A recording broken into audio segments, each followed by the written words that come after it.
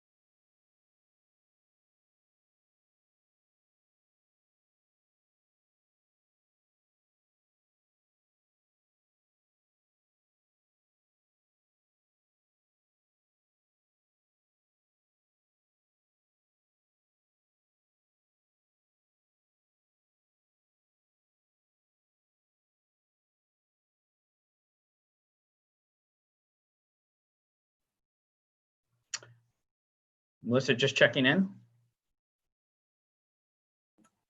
We're still waiting on Jovan and Mark, and it looks like Marty and Linda.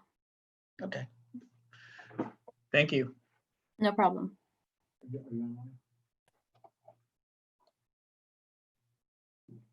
Hold on.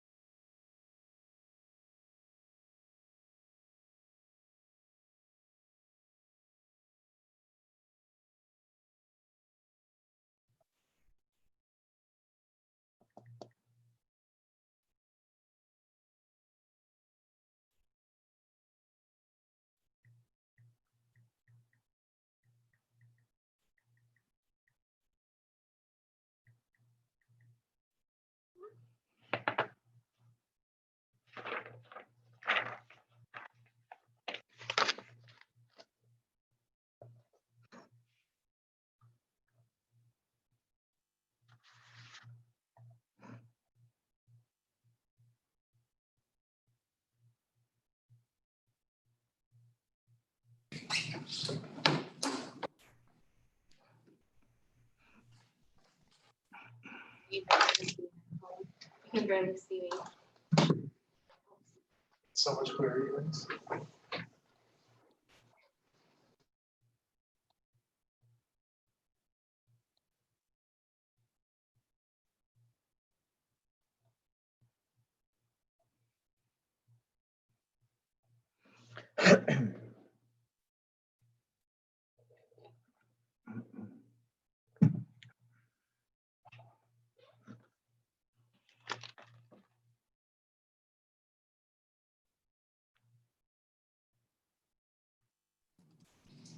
We're live. Mr. Mayor, staff is ready. Whenever you are. Melissa, we have everybody here? We are still waiting on Marty. Thank you.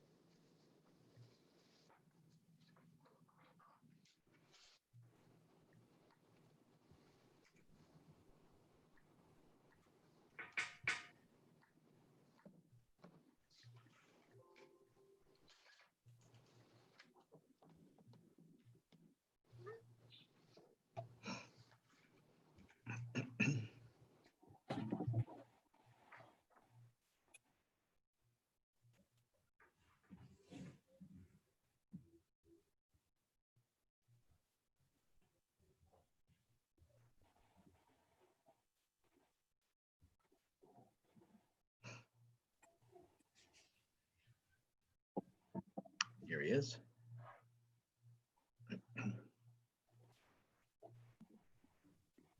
And Mayor, we're ready to go whenever you're ready.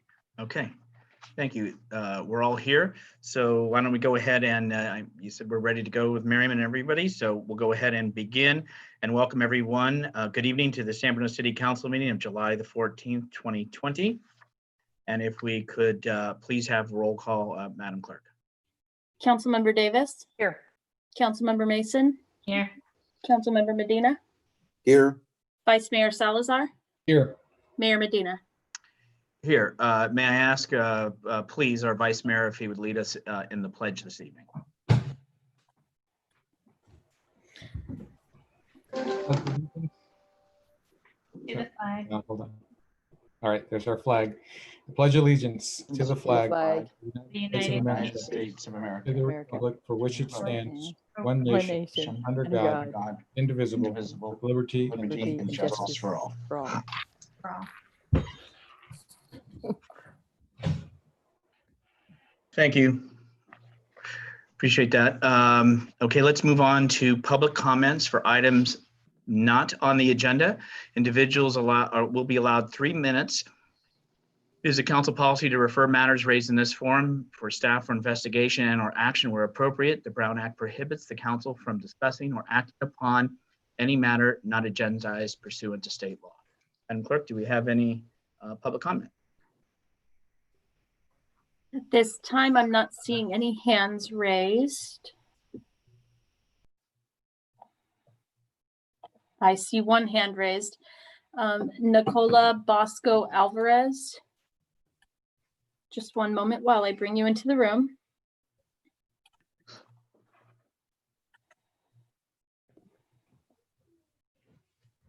Hi, Nicola, can you hear us? I can hear you. Can you hear me? Yes. Yes. Okay.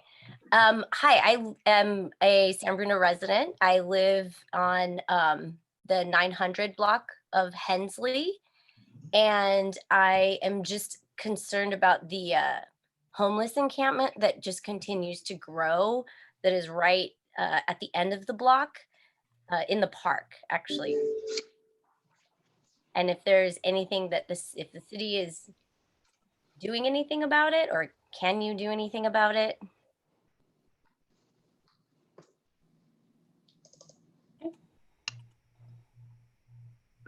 Any other comments? And please, you have time. So, or was that the question? Well, I mean, that's my question. Okay. I have a lot of comments, but I mean, I have a lot of comments about it. It is very concerning. Not only just the amount of trash, human waste, also the amount of traffic and people riding, coming through, carrying items through at all hours of the night. I do hear it happening at 2, 3, 4 o'clock in the morning. It's just like, I mean, it just continues to grow, and the amount of, I can't tell you how many people are there, obviously. But I mean, it's just like it's a lot. It's very concerning for us as residents. Okay, appreciate your comment. I know council is aware and staff. What I would like to know is if there's a possibility for you to give a contact so somebody can reach out to you and maybe answer what questions you have, in addition to if some others that you may have that you didn't address on this topic. Yes. On the camera, How please. should I do that? I think if you could direct it to the city clerk, Melissa, and Melissa, if you can give that to her, either whether you can send it to her or if you have to do it via Zoom, that would be appreciated. You would have to email me. Get her- My contact information is on the city website. Or if you have a pen, I can give it to you right now. I don't have a way to message you through Zoom. Okay, yes, I am able to take it right now. Okay, it's mthurman@sanbruno.ca.gov. Okay. Okay.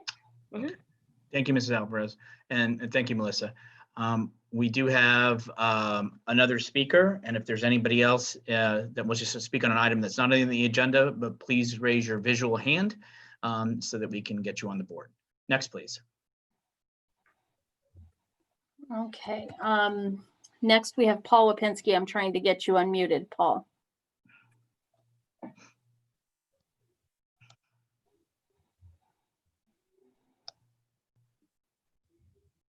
Hi, Paul, can you hear us?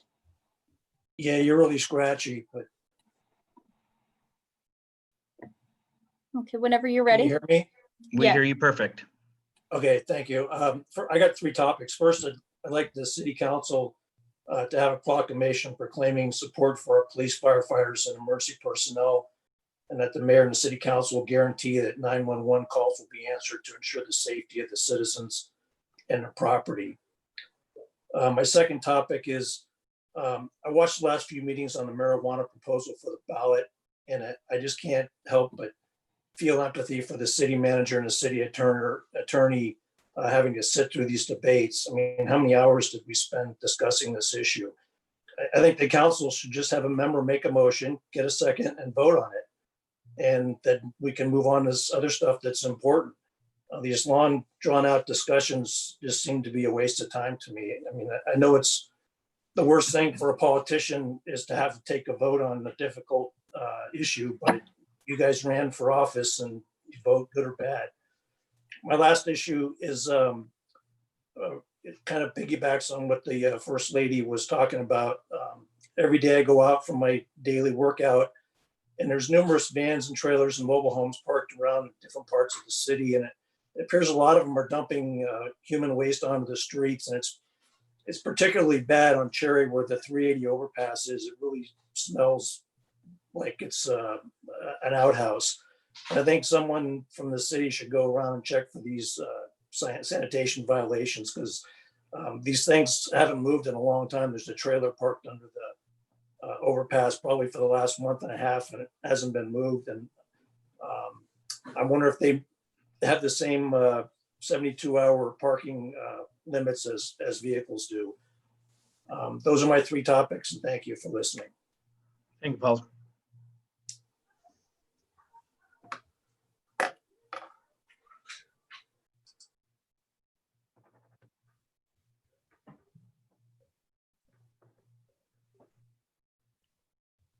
The next person with their hand up is Joshua Front. I'm sorry, I keep saying that wrong. Just one moment while I bring you in and unmute you. Hi, Joshua, can you hear us? Sure can. Okay. Let me get my screen share, and whenever you're ready.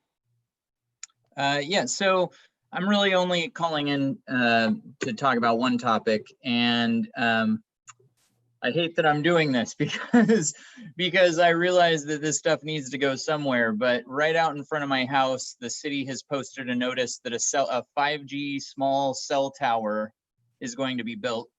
It's going to be 40 feet tall. It's going to be a metal pole. I'm quite unhappy about the idea of one of these things going in front of my house.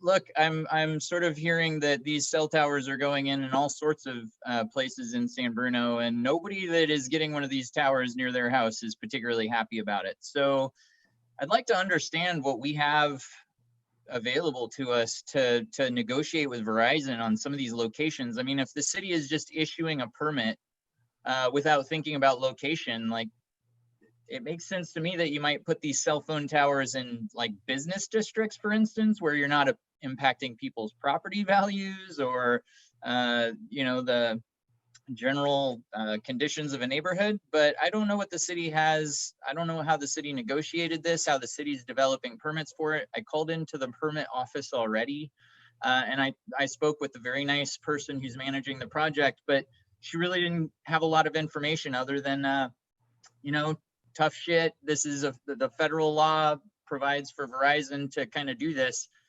It feels a little bit like we're being railroaded. So I'm just asking for the city council to maybe make some comments on this. Like, let San Bruno residents know what we can expect, and if there's anything we can do to get these towers moved to better locations. And I realize they have to go in somewhere. So again, I'm trying to be really pragmatic about this. I don't want one of my neighbors to have to deal with it either. I was kind of hoping these towers could be in places that don't impact our neighborhoods quite the way they're doing now. Thank you. Thank you. And then obviously somebody in that department does have your contact. So thank you for your comments. I'm seeing no other hands at this time. So we will move There's- on. I'm sorry. There is one other Oh, hand. I'm sorry. I apologize. Okay. It's Leslie Emley. Leslie, one moment while I bring you into the room.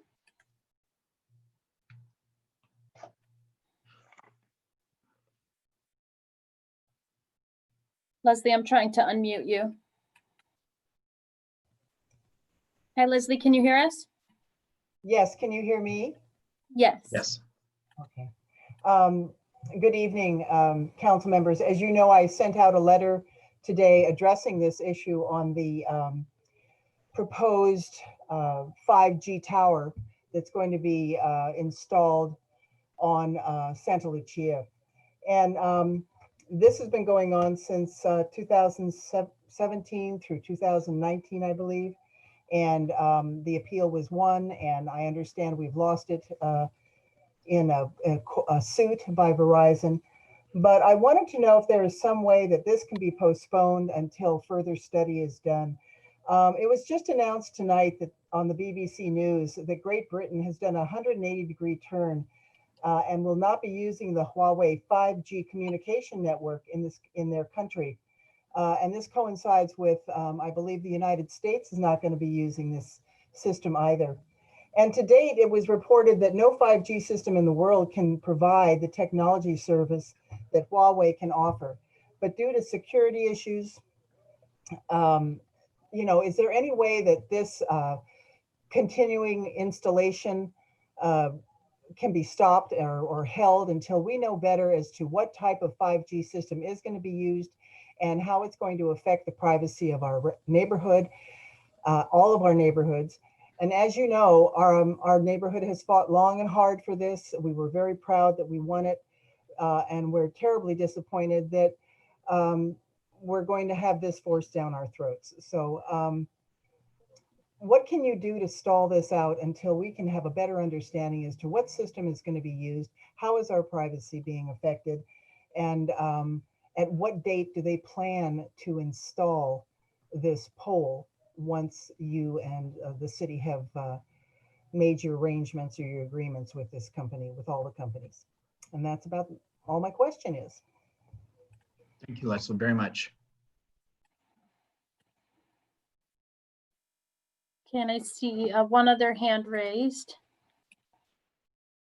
It's Mr. Ramirez. Just one moment.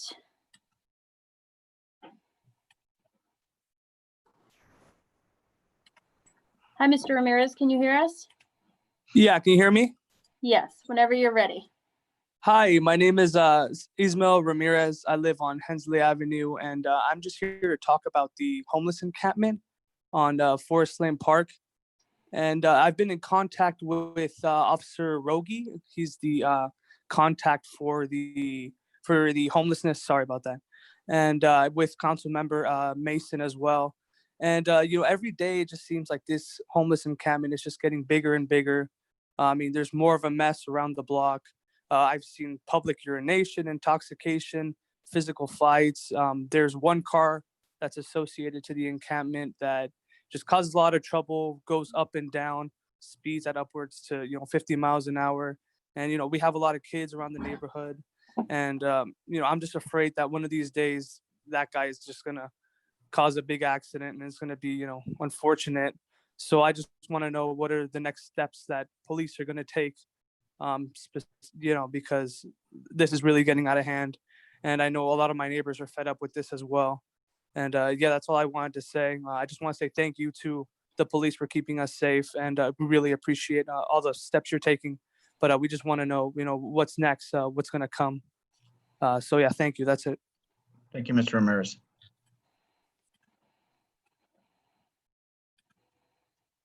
And that looks like the last hand that was raised. Okay, so we're going to move on to announcements and presentations. Item A, introduce new Assistant City Manager. And I'm going to turn this over to our City Manager to do the introduction. Sure. Hi to the City Council and members of the public at home. My name is Javon Grogan, and I'm the City Manager. I have the pleasure tonight of introducing a lady by the name of Jennifer Brazil, who started just last week as the city's Assistant City Manager and Chief People Officer. Chief People Officer meaning she is the person that is chiefly responsible for overseeing our Human Resources Department and supporting our employees. And so it's with great excitement that we welcome Jennifer to our organization, even during this challenging time of budget and COVID-19. And Jennifer has lived up to her rock star status in just the last 7 days. So Jennifer, again, welcome. And if you would like to say anything, I see you have been brought into the virtual room. Thank you so much. Mr. Mayor and honorable members of the council, I am very happy to join the City of San Bruno team. I'm joining City of San Bruno most recently from City of Napa, and I have over 20 years of public sector experience. Throughout my career, I've developed systems to create cohesive, safe, healthy, and productive and happy workplaces. I've done that through establishing policies and procedures, enhancing work practices, implementing training and development programs and tools, while fostering strong internal and external relationships to support the organization. I'm looking forward to partnering with all of you and with the community that I now call home. Thank you. Thank you, Ms. Brazil, and welcome. Thank you. We'll move on to item B, receive report from the San Bruno Police and Fire Departments regarding July 4th, 2020, public safety service calls and other information. Chief Johansson. Good evening, Honorable Mayor, members of council, and members of the community listening at home. I'll try to get my screen share up here, so hopefully you can see the presentation. As mentioned, I am Ryan Johansson, your Chief of Police, and I'm here this evening to make a brief presentation kind of reporting back on our 4th of July safety operations. I'll be joined by Fire Chief Ari DeLay, who will present on the fire side of operations immediately following my presentation, and then we will both be prepared to take any questions you might have about the 4th of July operations from this year.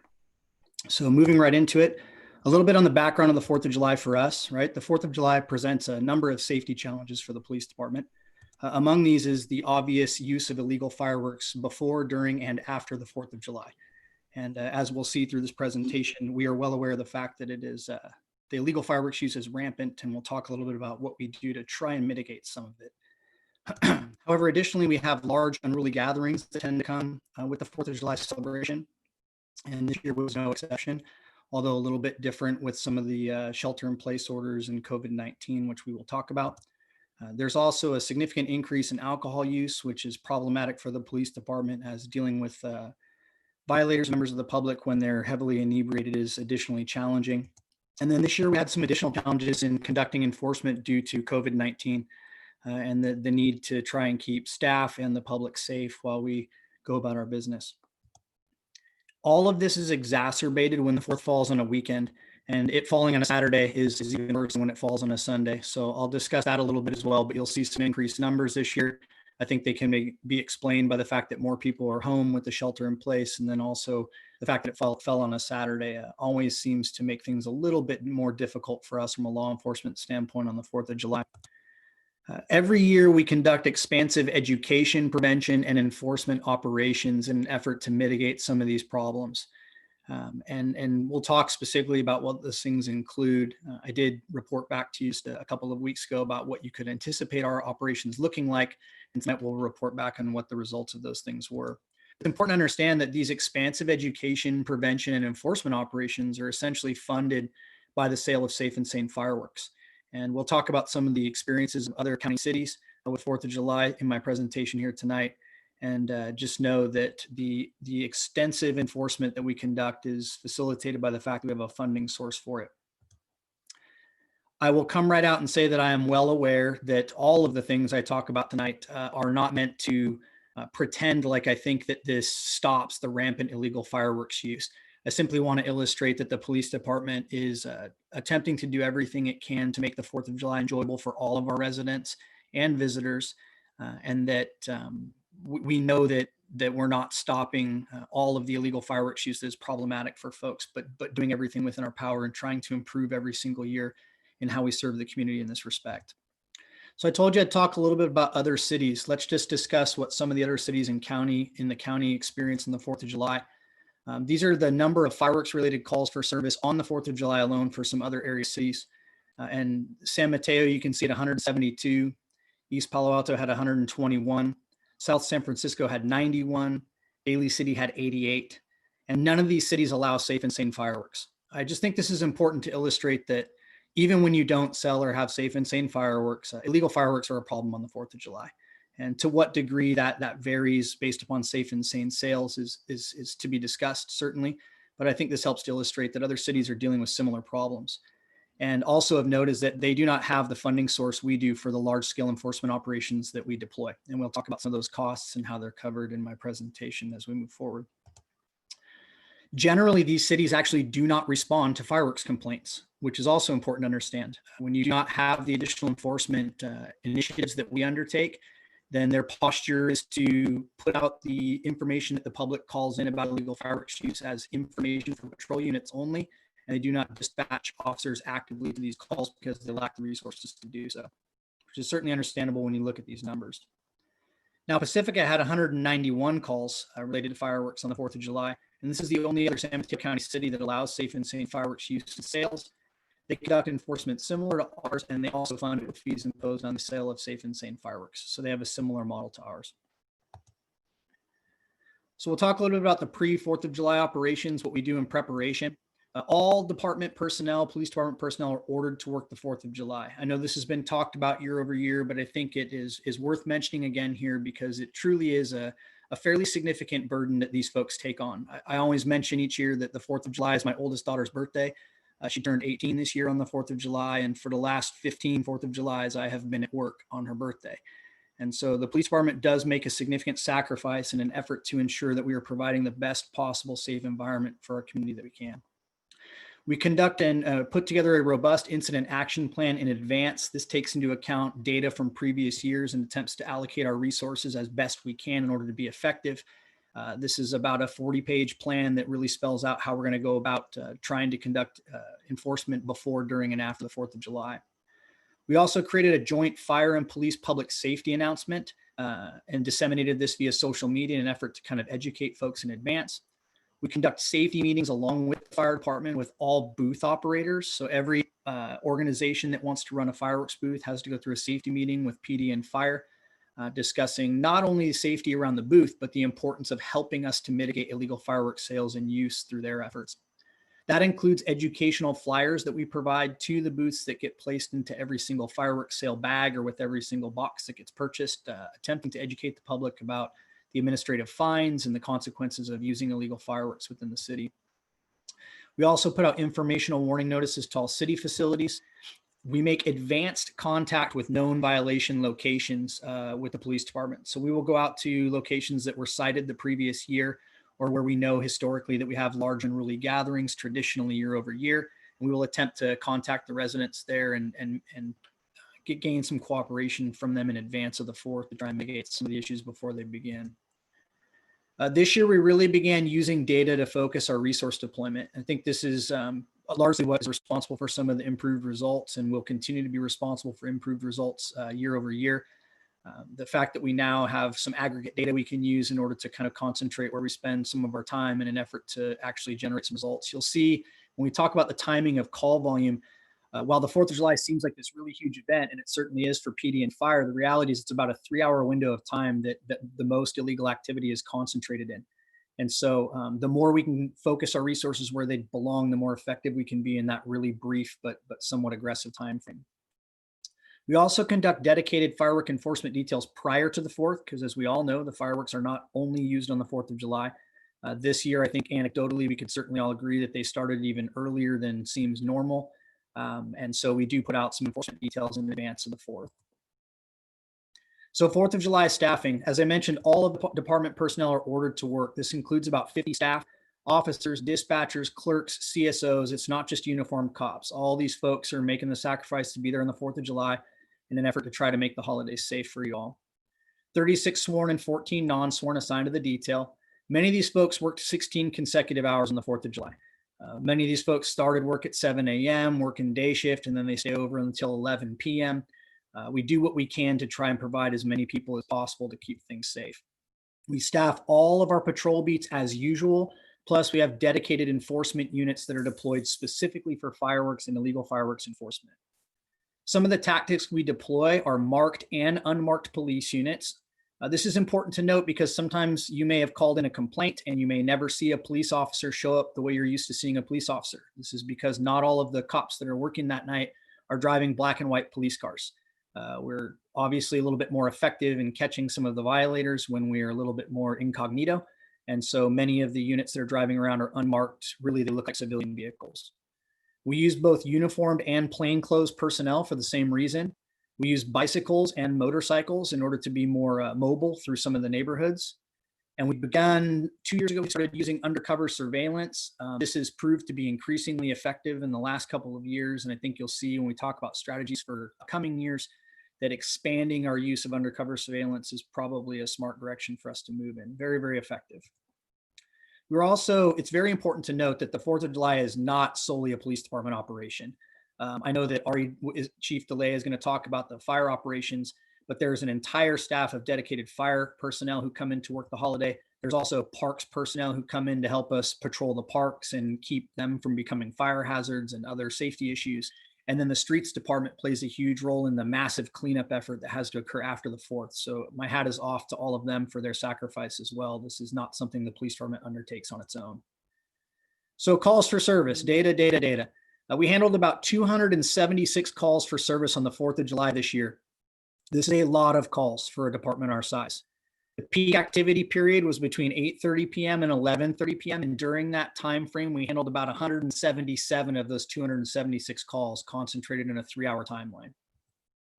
182 of the 276 calls were fireworks related.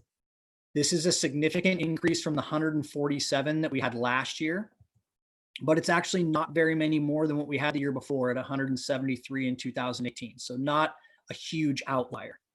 And the numbers are fairly normal for what we see when the 4th falls on an actual weekend day, either a Saturday or a Sunday.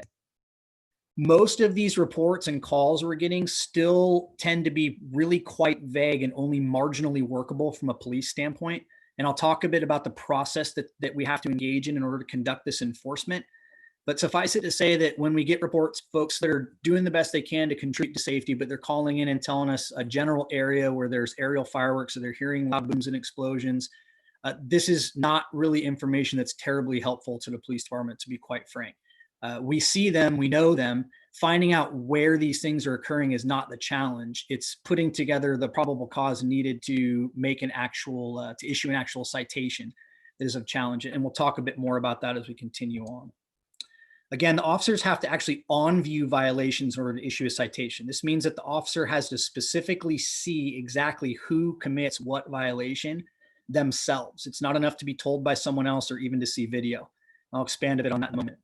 Observationally, I will fully acknowledge that illegal fireworks did seem notably heavier this year than last and even than other recent years. We had far fewer large-scale gatherings, which I'm hopeful is because most people are attempting to contribute to the health crisis that we're all dealing with right now.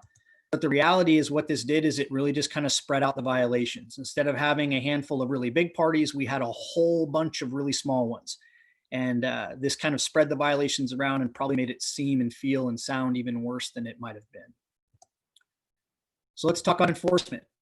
The way that we conduct enforcement is through the issuance of a $1,000 administrative citation for the possession and or use of illegal fireworks. Anything that doesn't bear the state fire marshal safety seal, pretty much anything that flies in the air or explodes is illegal. If we see you shoot it off or we find you in possession of it, we will issue the $1,000 administrative citation. Again, important to note here is that the citing officer themselves has to directly observe a specific person committing a specific violation to issue these citations. I know that sounds somewhat ridiculous, but this is the way that the law works, and it's not something we can work around. The officer is then burdened with safely detaining the person that's committed this violation. And it's somewhat important to note that what we're dealing with here is essentially a municipal code violation. And because we're dealing with a relatively low level violation, please understand that the police officers are faced with difficult decisions when it comes to resistance they might meet among people who are committing these violations, or people who are running, fighting, belligerent, intoxicated, and how far a police officer is going to go to effectively issue that citation is something that we deal with every 4th of July, and trying to give balance between providing the enforcement that our community wants and deserves, and while still ensuring the safety of the officers, the safety of the public, and mitigating potential liability to the city. So it's very, very challenging.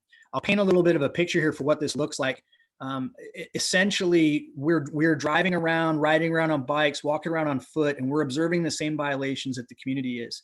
However, we have the burden of making sure we can find out exactly who is committing a given violation, and then we have to get in close enough to that individual before they disappear into a residence or into a backyard to safely detain them and issue an administrative citation. So I'm sure you can see this can be somewhat challenging. Also important to note that violators for these sections must be cited, not physically arrested. This is an administrative violation of the municipal code, and they're issued an administrative citation, not physically arrested and taken to jail. We have in the past used a health and safety code violation in lieu of the administrative citation. This is 12677 of the health and safety code, which is a misdemeanor we can arrest for. However, after years of using that violation section, we came to realize that these folks were going to court, paying usually a $25 to $50 fine, and then going about their normal business. So the feeling is that the $1,000 administrative citation serves as a much more effective deterrent, and that's why we focus on that section rather than the health and safety code. It's also kind of important to understand that we can only seize evidence that's in plain view. This is not a case where, because we caught you shooting off illegal fireworks, we can then go into a house or a garage or a car and begin seizing other fireworks, even when we kind of know they're there. And this presents a bit of a challenge because, as you'll see when we report on some of the results from this year, we actually issued 5 citations at one residence alone this year, because we catch one person, take what we can see, and 10 minutes later, they're doing the same thing over again. And so we tried to deliver a message this year that was unacceptable by giving a lot of attention to the residences that refused to stop once they were just talked to by the police department. Resident provided video has been a topic of discussion this year. It's important to understand that we value that if you've shot video of a neighbor or someone committing these offenses, but also important to understand that that alone is not enough for us to issue a citation. It's good for us to help develop some of the reasonable suspicion we need to move in and contact somebody, but we can't simply take a video from a member of the public and then issue a citation based upon that. Even if we can identify who the person is, we do need to on-view the violation. We do have the ability to cite people who were in control of gatherings where illegal fireworks are being used, but there is the need for us to prove their knowledge and kind of condoning of what's going on. And the way we typically do that is that before we issue a citation to a homeowner, we typically issue a warning, letting them know that we're aware this is occurring at your residence or at your party that you're in control with, or you're in control of, or at your gathering. And we let them know that we will come in and issue a citation if we have to return to the residence. And that did occur multiple times this year and last year. So here is the data as it exists. This year we issued 38 administrative citations. This is almost double what we issued last year at 21, and it's the most we have ever issued as a police department. Of the 38 people who were cited, 25 of them were San Bruno residents. This is higher than normal. Most years we sit below 50% of the people cited are San Bruno residents. This year, it's, as you can see, notably over 50%. I mentioned that 5 sites were issued at one problem location, and I just want to tip my hat a little bit to my folks here. I believe that this enforcement activity is particularly commendable given the current environment that these folks are working in. It is scary to go out and contact members of the public and conduct enforcement when you don't know who's healthy and who isn't, and when there's a very serious health pandemic that we're all dealing with. And when you add to that some of the recent sentiment regarding police and some of the flat out physical attacks that have been mounted on police officers, I am exceedingly proud of the San Bruno Police Department staff for being willing to go out and conduct the enforcement that they believe their community wants, despite those obvious challenges and despite putting themselves in harm's way throughout doing so. We seized about 58 pounds of live illegal fireworks. This is about 35 pounds over the annual average. We also seized about 100 pounds of spent fireworks. Our preliminary cost estimate, you can see here. I'm gonna try to move my screen around so I can read it more appropriately. But this is how the costs break down for this year. The police department created a public service announcement. That's mostly staff hours at $481 and change. The community services department provides staff on the 4th of July. That's about $1,700. The fire department has the fire marshal administrative and inspection hours. This is basically for inspecting the booths and ensuring that they're compliant and safe before they're operational at $2,400. The fire department's 4th of July staffing and logistics at about $13,000. The police department's 4th of July staffing and logistics at $28,000. The pre and post 4th of July education, enforcement, and logistics. This is all from the police department at $5,700. Public works cleanup costs, including labor and equipment, at $3,000 for a total of $55,527.07 this year. This is fairly consistent with the year over year what we tend to see. But this is the preliminary cost estimate that we've put together for this year's 4th of July operations. It is again important to note that these costs are covered by fees collected from safe and sane fireworks sales, and that cities without such a funding source do not conduct operations at the scale that we do.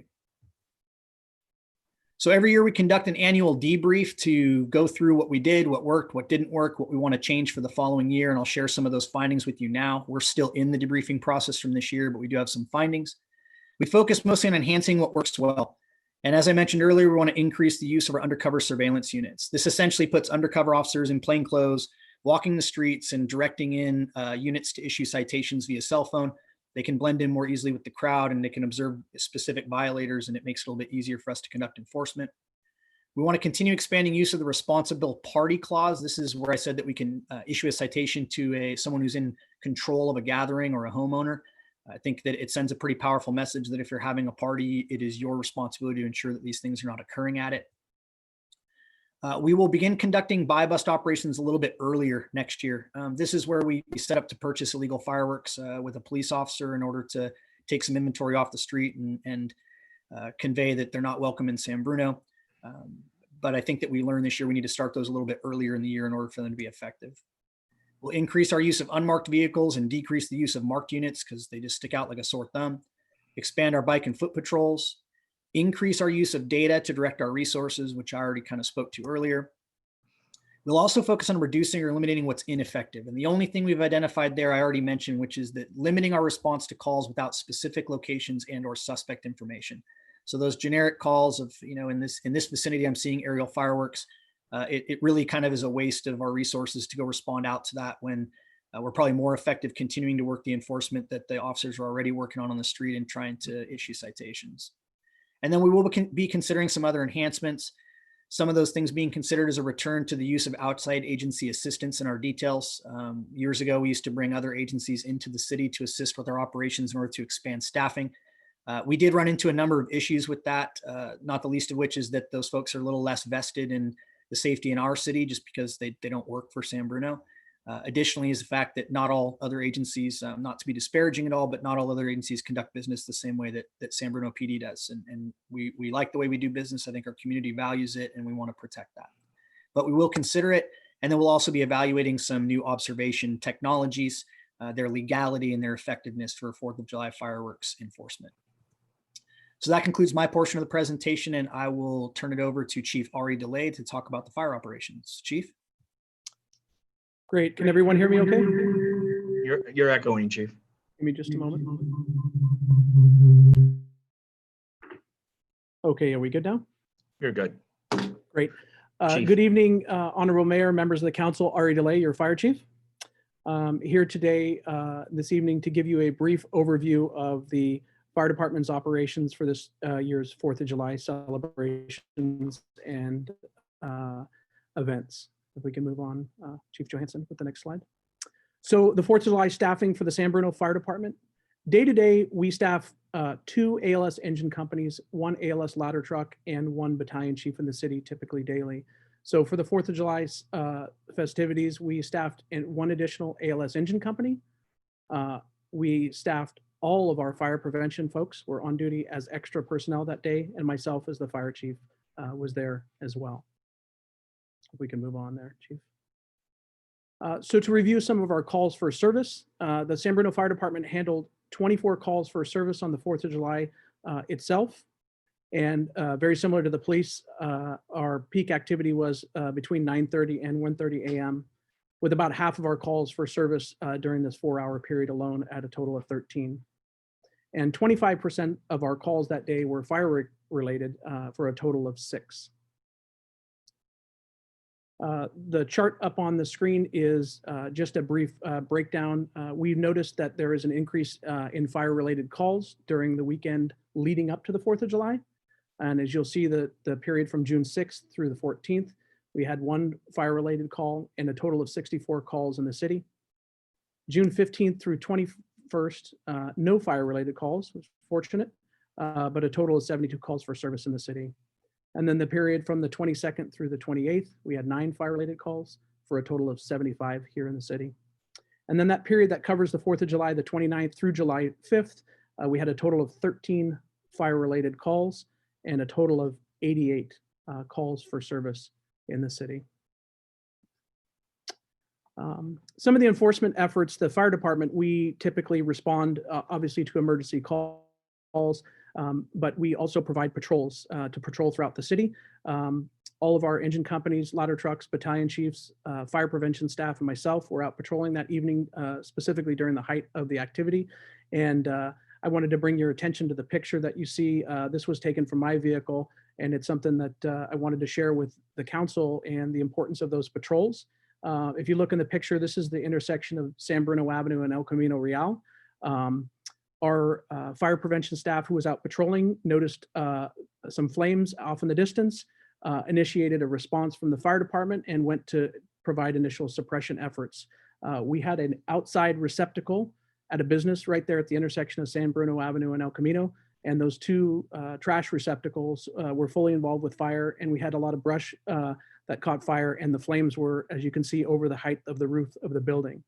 So those patrols proved valuable this night, and it was early detection and the early suppression efforts of the fire prevention staff were able to get that fire detected and responded to quickly and preventing more damage. And obviously in this time of COVID and all the fiscal situation, it's I think it's great that they were able to stop a fire from causing major damage to one of the structures in one of our businesses in our community. All right. Some of our observations from the fire department's perspective, again, very similar. The illegal fireworks were notably heavier this year than most, both legal and illegal, I would say. It was a very active night. I wanted to, again, highlight that our fire prevention staff was critical in that early detection of fire there at El Camino and San Bruno Avenue, and wanted to definitely make sure that we recognize the efforts of our public works and our San Bruno Parks Department for their work doing weed abatement throughout the city preceding the 4th of July celebrations, and also the contractors that we had here in the city conducting weed abatement efforts as well. And then you'll be happy to note, important piece is there was no injuries from the 4th of July activities. And that's kind of a wrap, and that's all we have from the fire department's perspective, and myself and Chief Johansson are here to answer any questions that you may have. Thank you to both chiefs for your report and detailed data. Any questions or comments from my colleagues?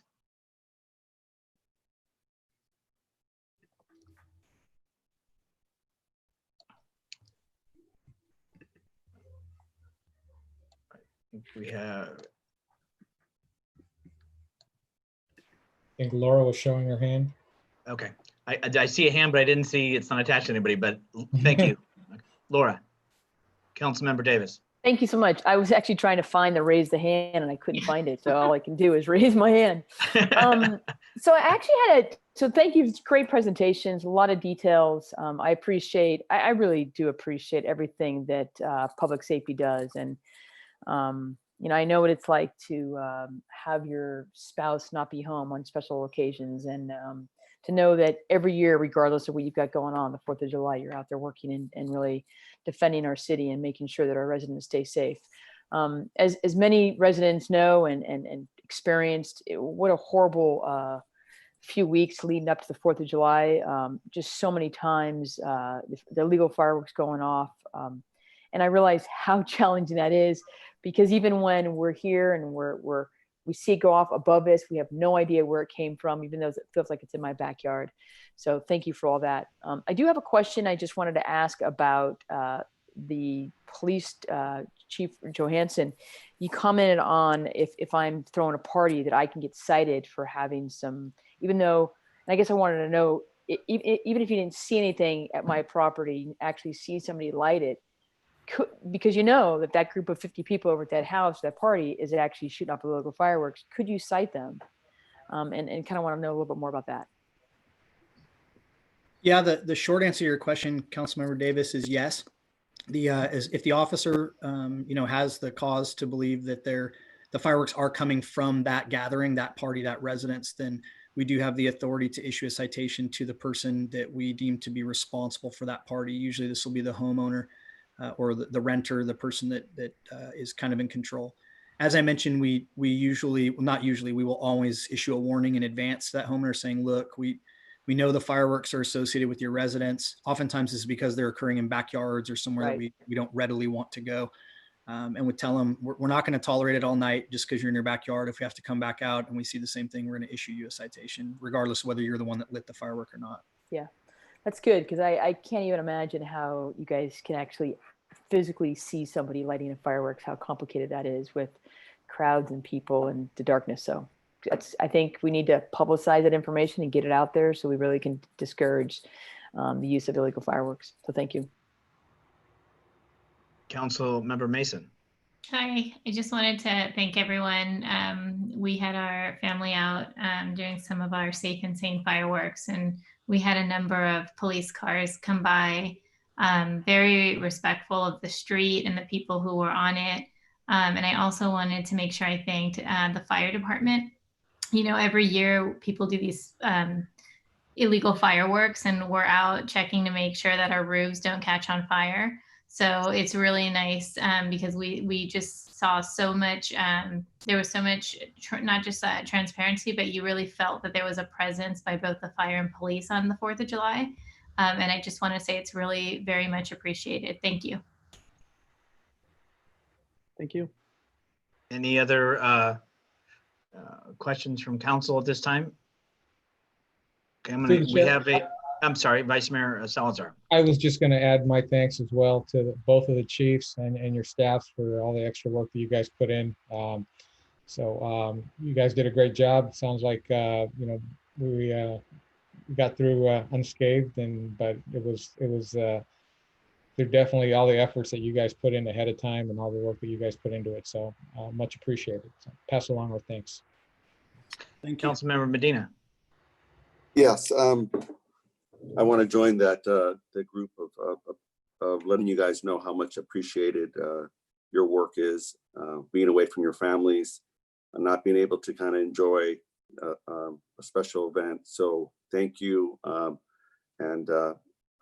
think the biggest thing to stress to our community is how difficult it really is. Where I was in a socially distanced backyard with a couple other people, and fireworks were going over on one side of the house and then the other side of the house. And it's like, okay, I think it's over there, but knowing that you have to witness it, I mean, it's extraordinarily difficult. So thank you for what you've done. And we do have a member of the public, City Clerk. Yes, it's Stephen Seymour. Stephen, just one moment while I bring you in. Although it could be Sandra. Hi, Stephen or Sandra, can you hear us? Hi, I can hear you. Can you hear me now? Yes. Okay, this is Sandra Perez Vargas. I'm calling because this is the first year that I felt so completely confident that everything that could be done would be done. To find people who are blowing off all those fireworks, and the numbers really reflect that. I'm so very grateful to the chief of police and the fire chief. I think you guys did a wonderful job, and I think there was a lot of talk afterwards once the numbers came out of the citations that were given. It just really showed how hard you worked. And I was wondering, I don't know the legality of this, but as another deterrent, If the people who were cited, if their names were made public, I don't know if that's something you're interested in pursuing, because that might make some people in the community think twice about doing that next year. So just a thought off the top of my head. Thank you so very much. Thank you, Sandra. And then with no other hands from council members or from members of the community, and city clerk can correct me. I also want to add what my colleagues have said, and to both chiefs and the staff and the team that went out, not only in the inspections and the education and the enforcement. 2 tickets were issued, my memory's going to say, on June 26th at 1:24 a.m. So it was starting earlier to try to have that pre-enforcement.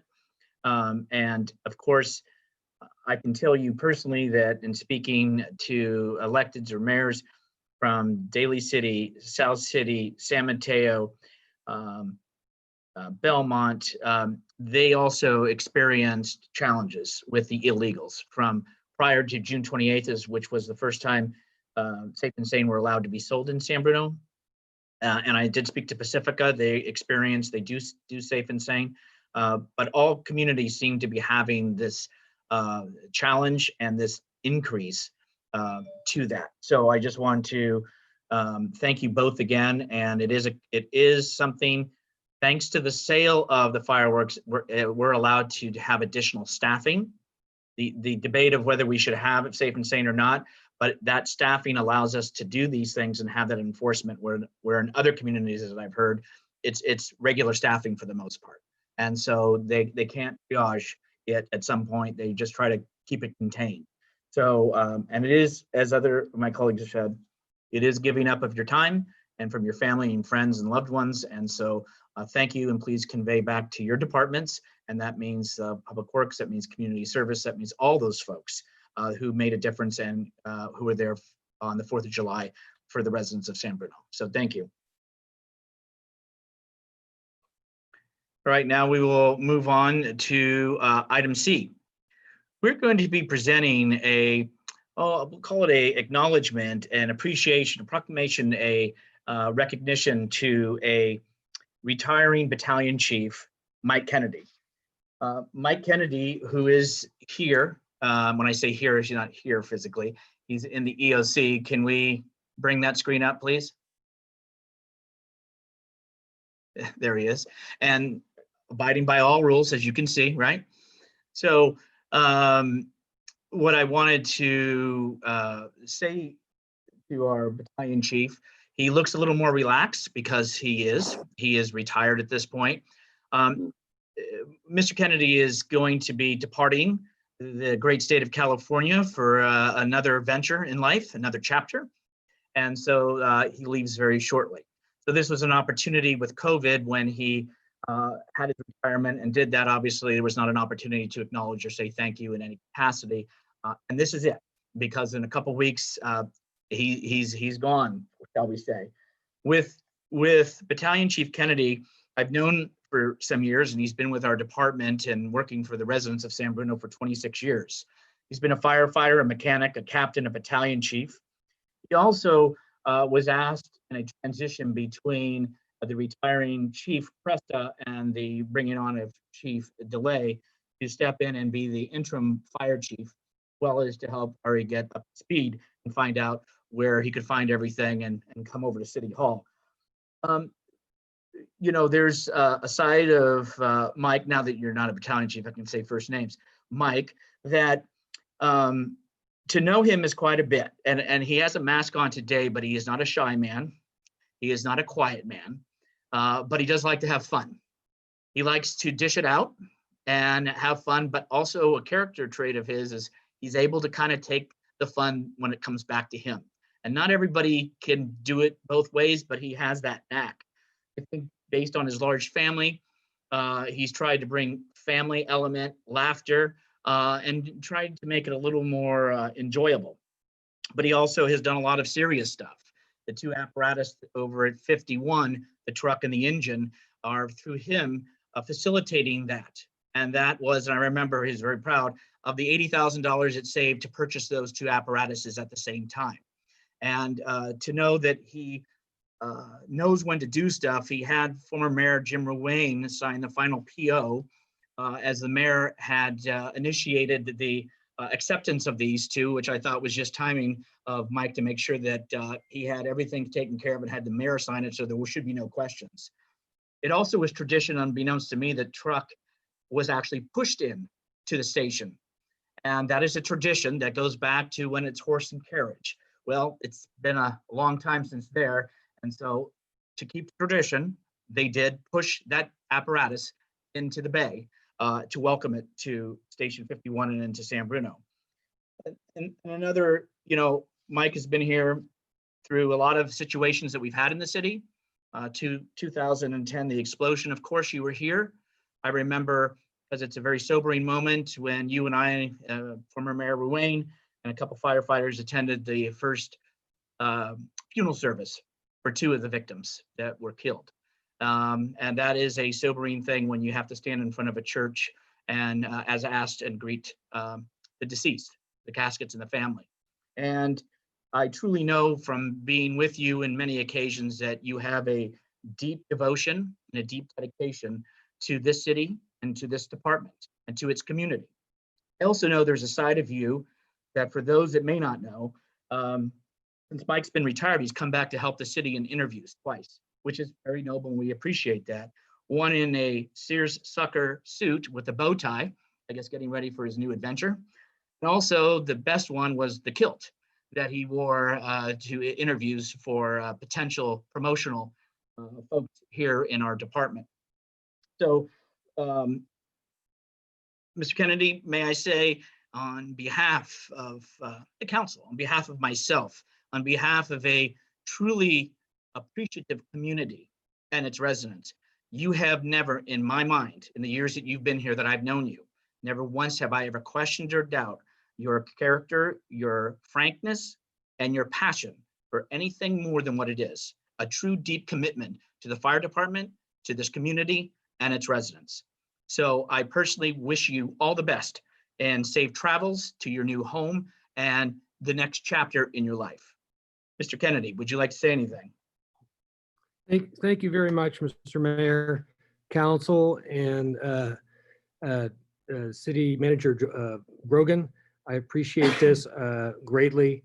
I've always known what an honor and a privilege it has been to work for the city of San Bruno. It's been the greatest job that I've ever had. I was able to do it for 26 years, and I loved almost every minute of it. There was some times, but it's been a great job. I've had the pleasure of working with the best firefighters in the county. I'm leaving at such a difficult time in the city's history, and it gives me some solace that Chief DeLay is here. He's done such a fantastic job. In a way, it's been humbling to watch the job that he does. I've never seen the fire department in a better position and better shape, with the best trained people and the best demeanor and desire to work for this city and do the best job that they can. It's just a great group of people. You're very lucky to have them. I'm going to miss all of them. I won't miss waking up in the middle of the night thinking about the next call that comes in. I've already slept better. I have not shaved since I retired. I've never been able to have a beard for the last 26 years, so that's interesting. But I wish everyone the best of luck. Thank you very much. It's been my pleasure. And I guess that's it. Thank you. Thank you again, Battalion Chief. And Mike, best wishes. And I know you'll enjoy it. And maybe you'll send an invitation to us if we're out that way. Absolutely. Absolutely. Thank you. Thank you. Hey, Mike, I just wanted to say thank you to your family too, because as we know, your dedication, it takes a lot, and it's not just, it's you, and you affect everybody else. So thank you to everybody, and thank you for your dedication. Thank you. All right. And thank you again, Mike. Okay. And we're going to move on to item D, receive update on COVID-19 response efforts. And we are going to have, oh, I'm sorry. You're waving? That's awesome, Mike. Jennifer, we are going to hear from Jennifer. Yes, Mr. Mayor, we will have our assistant to the city manager, Jennifer Dianos, who has done an amazing job leading. Well, hold on, city manager. I haven't got there yet. So we have two Jennifers now, so we've got to do that differential. So this is Jennifer D, who likes to be in the background, but truly is up front when she's done a lot of this stuff. So the city manager felt it appropriate, and I certainly concur to have Jennifer give this because her and the PIO team have been working so close with it. Now, city manager. All right, so thank you, Mayor, members of the council and the public. As the mayor said, Jennifer Dianos, our assistant to the city manager, will give tonight's presentation. I will back her up with questions. And Jennifer has been leading our public information team for the Emergency Operations Center. So all of the wonderful social media posts and information that has been pushed out to the community really has been led by Jennifer. So she is a amazing resource to give this presentation. Thank you. Thank you, Javon. Good evening, Honorable Mayor and member of the City Council. My name is Jennifer Dianos, and I serve the community as the assistant to the city manager, and I'm here this evening representing the COVID-19 public information team to provide you a brief update on COVID-19. On the screen in front of you, you will see the agenda for the presentation this evening. I will briefly go over the countywide and local COVID-19 statistics, review the statewide order that was issued yesterday by Governor Gavin Newsom, review local restrictions and that the city imposed on park and recreation facilities, an overview of local free testing sites, review a few resources available to the public, and I'll mention a few reminders at the close of the presentation. I'll start with the county statistics. As you likely know, there are several different means of data available to the general public. For these updates, we have consistently used data from San Mateo County. As of yesterday, the county reports July 13th, the county listed 4,168 positive COVID-19 cases countywide and a total of 114 deaths in our county. In San Bruno, there are a total of 182 positive COVID cases as of July 9th. This is an increase from the previous report to you of 125 cases at the last city council meeting. City-specific cases are reported on a weekly basis, and additional countywide statistics are available on the county's website at smcgov.org. Since June 17th, San Mateo County has remained aligned with the state's resilience roadmap to recovery and in early stage 2 of the roadmap. You may have heard recently that there is a monitoring list, which includes counties that are aligned with the state. However, their statistics are being closely monitored by the state. San Mateo County is not on that list currently and therefore remains in line with limited restrictions as allowed on the roadmap. However, it's important to note that businesses are required to maintain social distancing and safety plan protocol. Face coverings and social distancing requirements remain in effect while in the public. Given the recent uptick in positive cases, Governor Newsom ordered the closure of several indoor operations on Monday, July 3rd, just yesterday, in an effort to limit the spread of COVID-19. This change was made effective immediately and included the closure of dine-in restaurants, wineries and tasting rooms, movie theaters, family entertainment centers, zoos and museums, card rooms, and bars, with bars being both indoor and outdoor operations. There are additional restrictions for the counties that are on the monitoring list. However, as I mentioned earlier, San Mateo County is not on that list. Those additional restrictions include hair salons, barbershops, nail salons, indoor malls, gyms, and other businesses. These businesses can remain open in San Mateo County. As highlighted on this slide, San Mateo County Health Officer, Dr. Scott Morrow, emphasizes the need for us to do our part in a county press release that was issued on Monday, where he states, quote, Governor Newsom's measures further emphasize the need for all of us to do our part in stopping the spread of COVID-19. That means wearing a face covering, maintaining social distancing, and limiting our activities. It's up to us to determine our future, end quote. The city's PIO team quickly set up a small team to go out to our business community to talk to those that are affected by these recent changes. This engagement effort is helpful to increase information and communication. We use it as an opportunity to reiterate that outdoor dining remains an option in San Bruno. The implemented outdoor dining program was established to provide options for outdoor use to those restaurants that are interested in temporary seating for customers on their private property and or waive the fees for encroachment permits for seating in public areas. I will not go over the program requirements this evening in detail as it was previously presented to the City Council.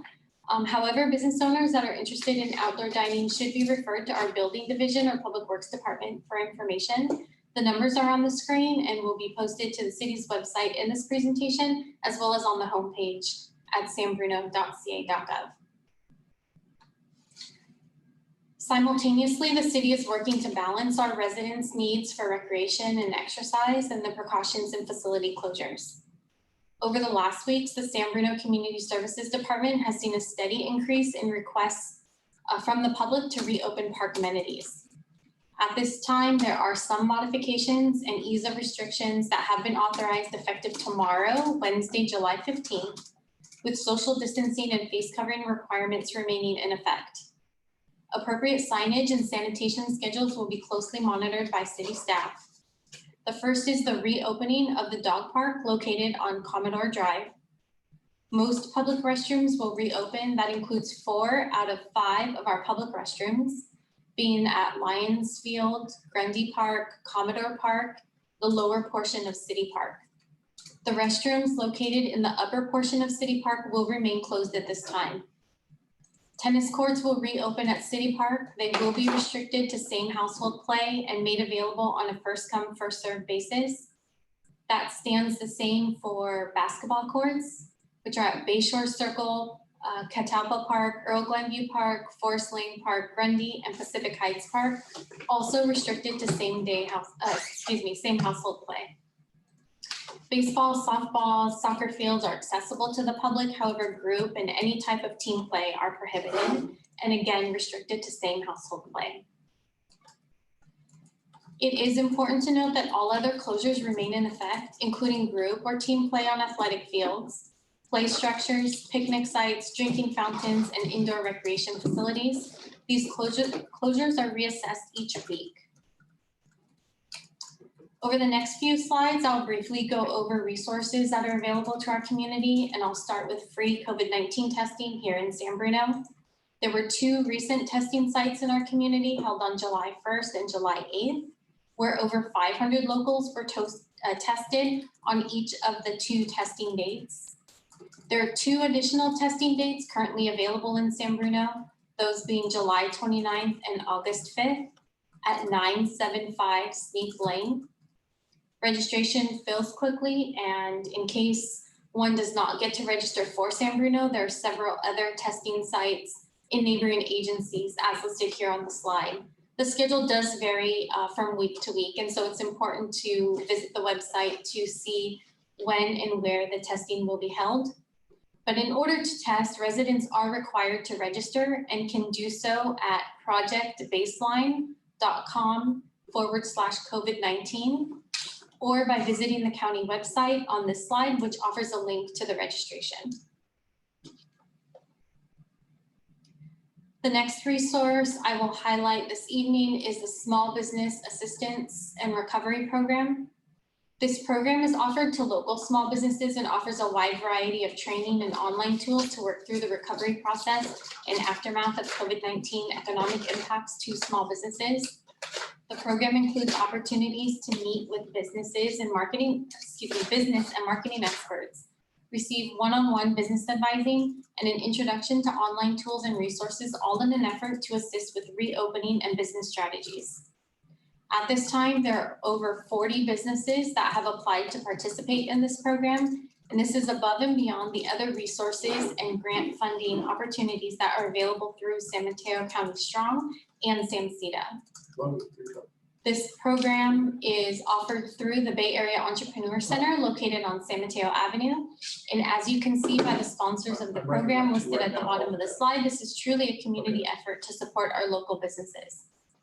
I would like to mention that we are also joined this evening by our community partner, Saida Stroud, who represents the San Bruno Chamber of Commerce, Skyline College, and Bay Area Entrepreneur Center. Saida and her team have served as a great resource in disseminating information to our business community. And both Saida and I are happy to answer any questions about this program that you may have at the end of the presentation.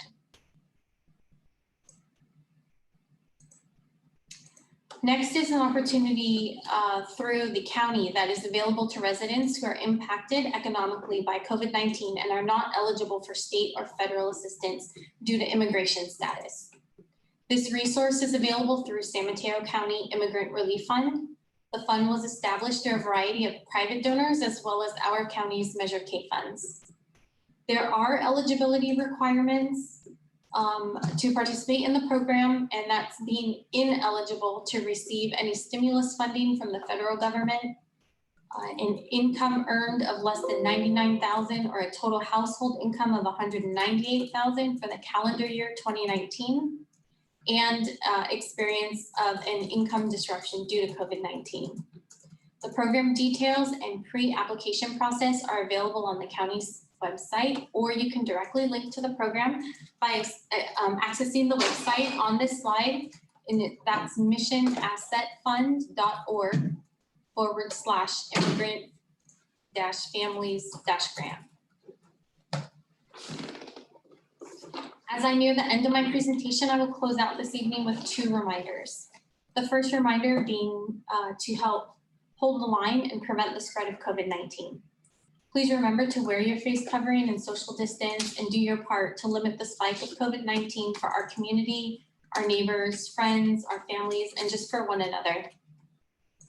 And lastly, please stay connected with all of our latest news by following the City of San Bruno on social media. Information is posted to Nextdoor, Facebook, Twitter, Instagram, as well as this presentation being posted to our city website. And with that, that concludes my update for this evening, and I'm happy to answer any questions that you may have.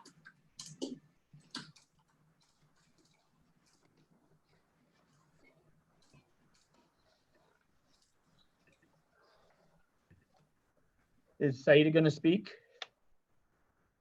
Saida is available for questions if there are any questions related to any of the business community programs that are available. Okay. Perfect. Yeah. Councilmember Mason. Hey, I just wanted to start by thanking Jennifer. I think since the COVID started, she's been pretty solid to I guess everybody as a go-to. And I just have a couple questions. So my first question is the San Mateo County Strong Fund, the money that the Community Foundation provided. Do we have any idea of whether that money has been distributed and to who it's been distributed? Yes, we do, City Council, and so we can provide that information. All of the money that has been allocated to the City of San Bruno has been issued to San Bruno businesses, and the San Bruno Community Foundation sent a communication to the City Council and board members with that information. So I can find that and re-forward that on. Okay, that would be great. And they're currently working on a plan to make that, have a public announcement of that. Oh, that would be great. Okay, I now find it in my email. I did see one email that had 3 businesses that came from the SMC Strong, but I didn't see the one for the additional funds from the Community Foundation. So I can look again. My other question is specifically for Saida. Thank you, Saida. I've seen all the posts on social media. I'm just curious which ones of the training programs that you've received the most attraction from or the most interest in from our local businesses.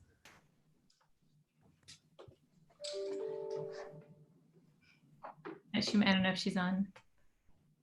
Oh, there you go. Ms. Stroud. Hello, thank you for that question, Councilwoman Mason. And thank you, Jennifer, for talking about the program. You did an excellent job. You said everything, really. Good evening, Honorable Mayor and City Council. So Linda, to answer your question, the workshops have been the biggest draw for participation in this particular program. And I think it's such a great question because we realized about 2.5 weeks ago that we ourselves needed to adjust our strategy and make the one-on-one assistance not secondary, but really have it follow the broader workshops, because those are being attended in larger numbers. And I think they just have a broader reach and a better reach than business owners that don't have time already, expecting them to make time for a one-on-one strategy session. While we do believe they are very helpful, we just realized that we needed to switch things up. So we've switched to more of a workshop, tutorial, webinar strategy for this program. So you don't see them yet, but as everyone engages on social media, we will be sharing all of the workshops that we have rolling out, which include an introductory workshop, just explaining a little bit more about kind of dialing it back a little bit to explain what this program is and how it really can benefit some of the small business owners. Okay, great. Thank you. Of course. And I wanted to thank you because I think it was a partnership between you and the city, but on social media, as you posted businesses that were opening to highlight that they're back in business, that's how I would know that they were open if I didn't drive by. And I just want to express my appreciation for that. That was really nice. Thank you. Well, I appreciate that. Thank you. And it truly was a partnership. It really was the city with our assistance in just reaching out to businesses and with the chamber. So everyone's been just really awesome and working together to do whatever we can. Great. Thank you. Thanks. Of course. Any other questions or comments from council? Okay. Not seeing any. We'll go ahead and thank Saida and of course thank Jennifer for their efforts and their work and the report. Thank you. And Saida, have a good evening. Night. Good night. You're not staying? Okay, thanks. We'll go ahead and then on item E, the regular city council meeting for August 11, 2020 is canceled, which is the normal process that we have had, that we have the second meeting in August. So the August 11th meeting will be canceled and then we'll convene later in the month.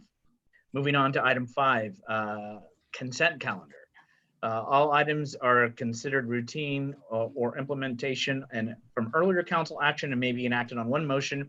There will be no separate discussion unless requested. There's 3 things that I have. One is I would like to ask just for a comment or staff to give a little more information. Don't need it pulled for a separate vote on item E and D. I'm sorry, E and F, apologize, E and F.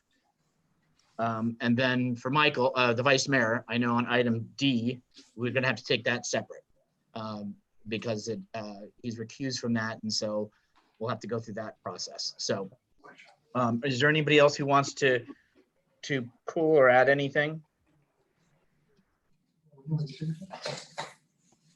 Okay.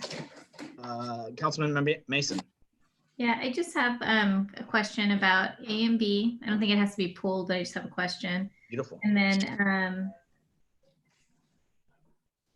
then just some questions about F, because D is going to be pulled separately anyway. So yeah, we need to. Okay. Okay. So with hearing that none, we'll first going to go to item A for a question from Councilmember Mason, accept accounts payable of June 22nd, 29th, and July 6th. Yeah, I mean, it's, yeah, so my question, actually, I'm sorry, it's just A and F, not B. So my question is just if we could get a little bit of clarification on why the plumbing costs were about $50,000. I looked through this and we're using, it looks like 1, 2, 3, 4 plumbing companies in my notes.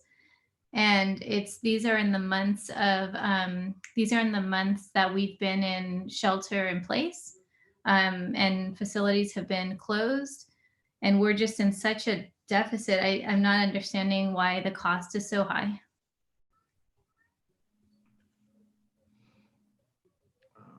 Sure, we can research that and provide the council with additional details on those particular expenditures and the rationale in the contract. Okay, that would be great. Thank you. And so that was my question regarding A. Okay, thank you. And then we'll move on to item E, which is adopt a resolution authorizing the city manager to execute all restricted grant agreements and any amendments hereunto with the California Department of Transportation for the development of a San Bruno safe routes to school plan. And it's just to provide a little information, not to go into great detail.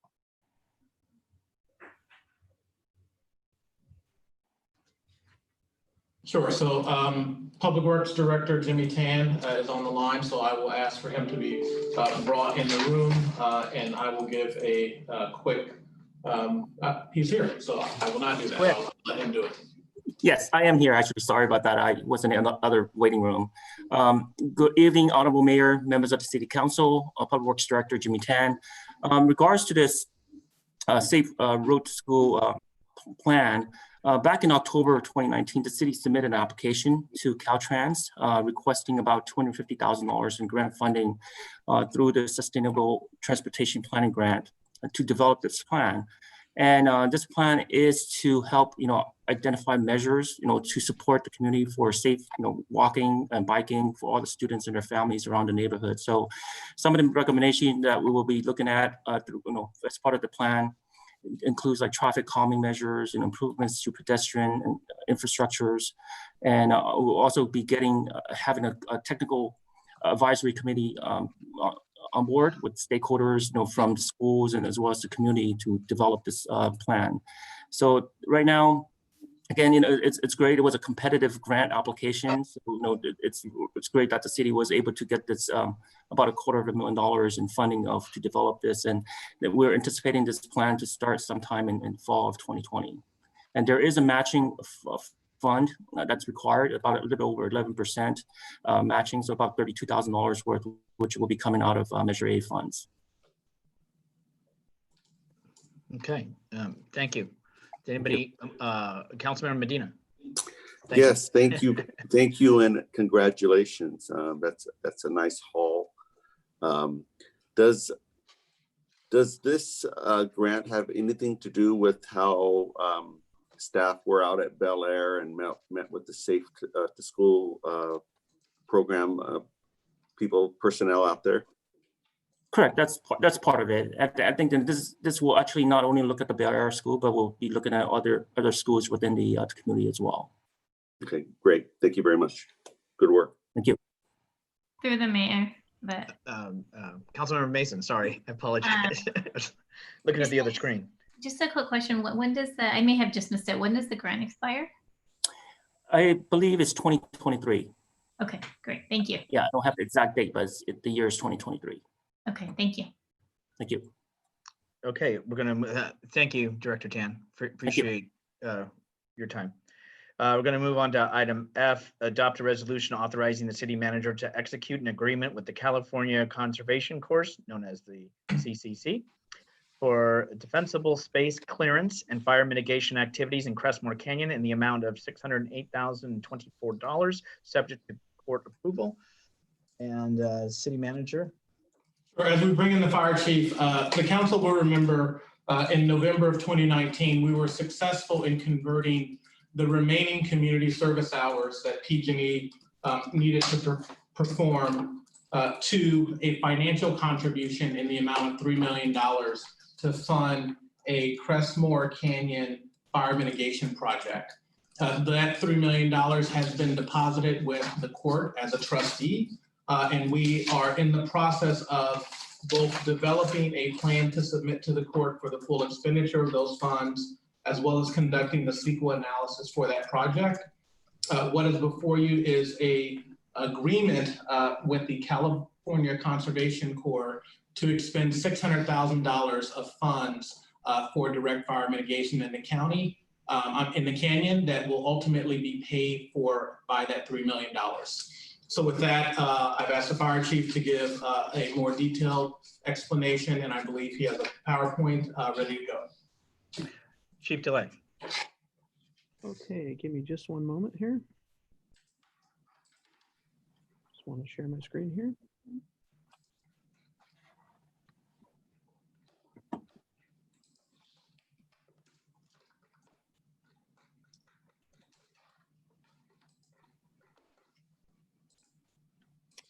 Okay, can everybody see my screen all right?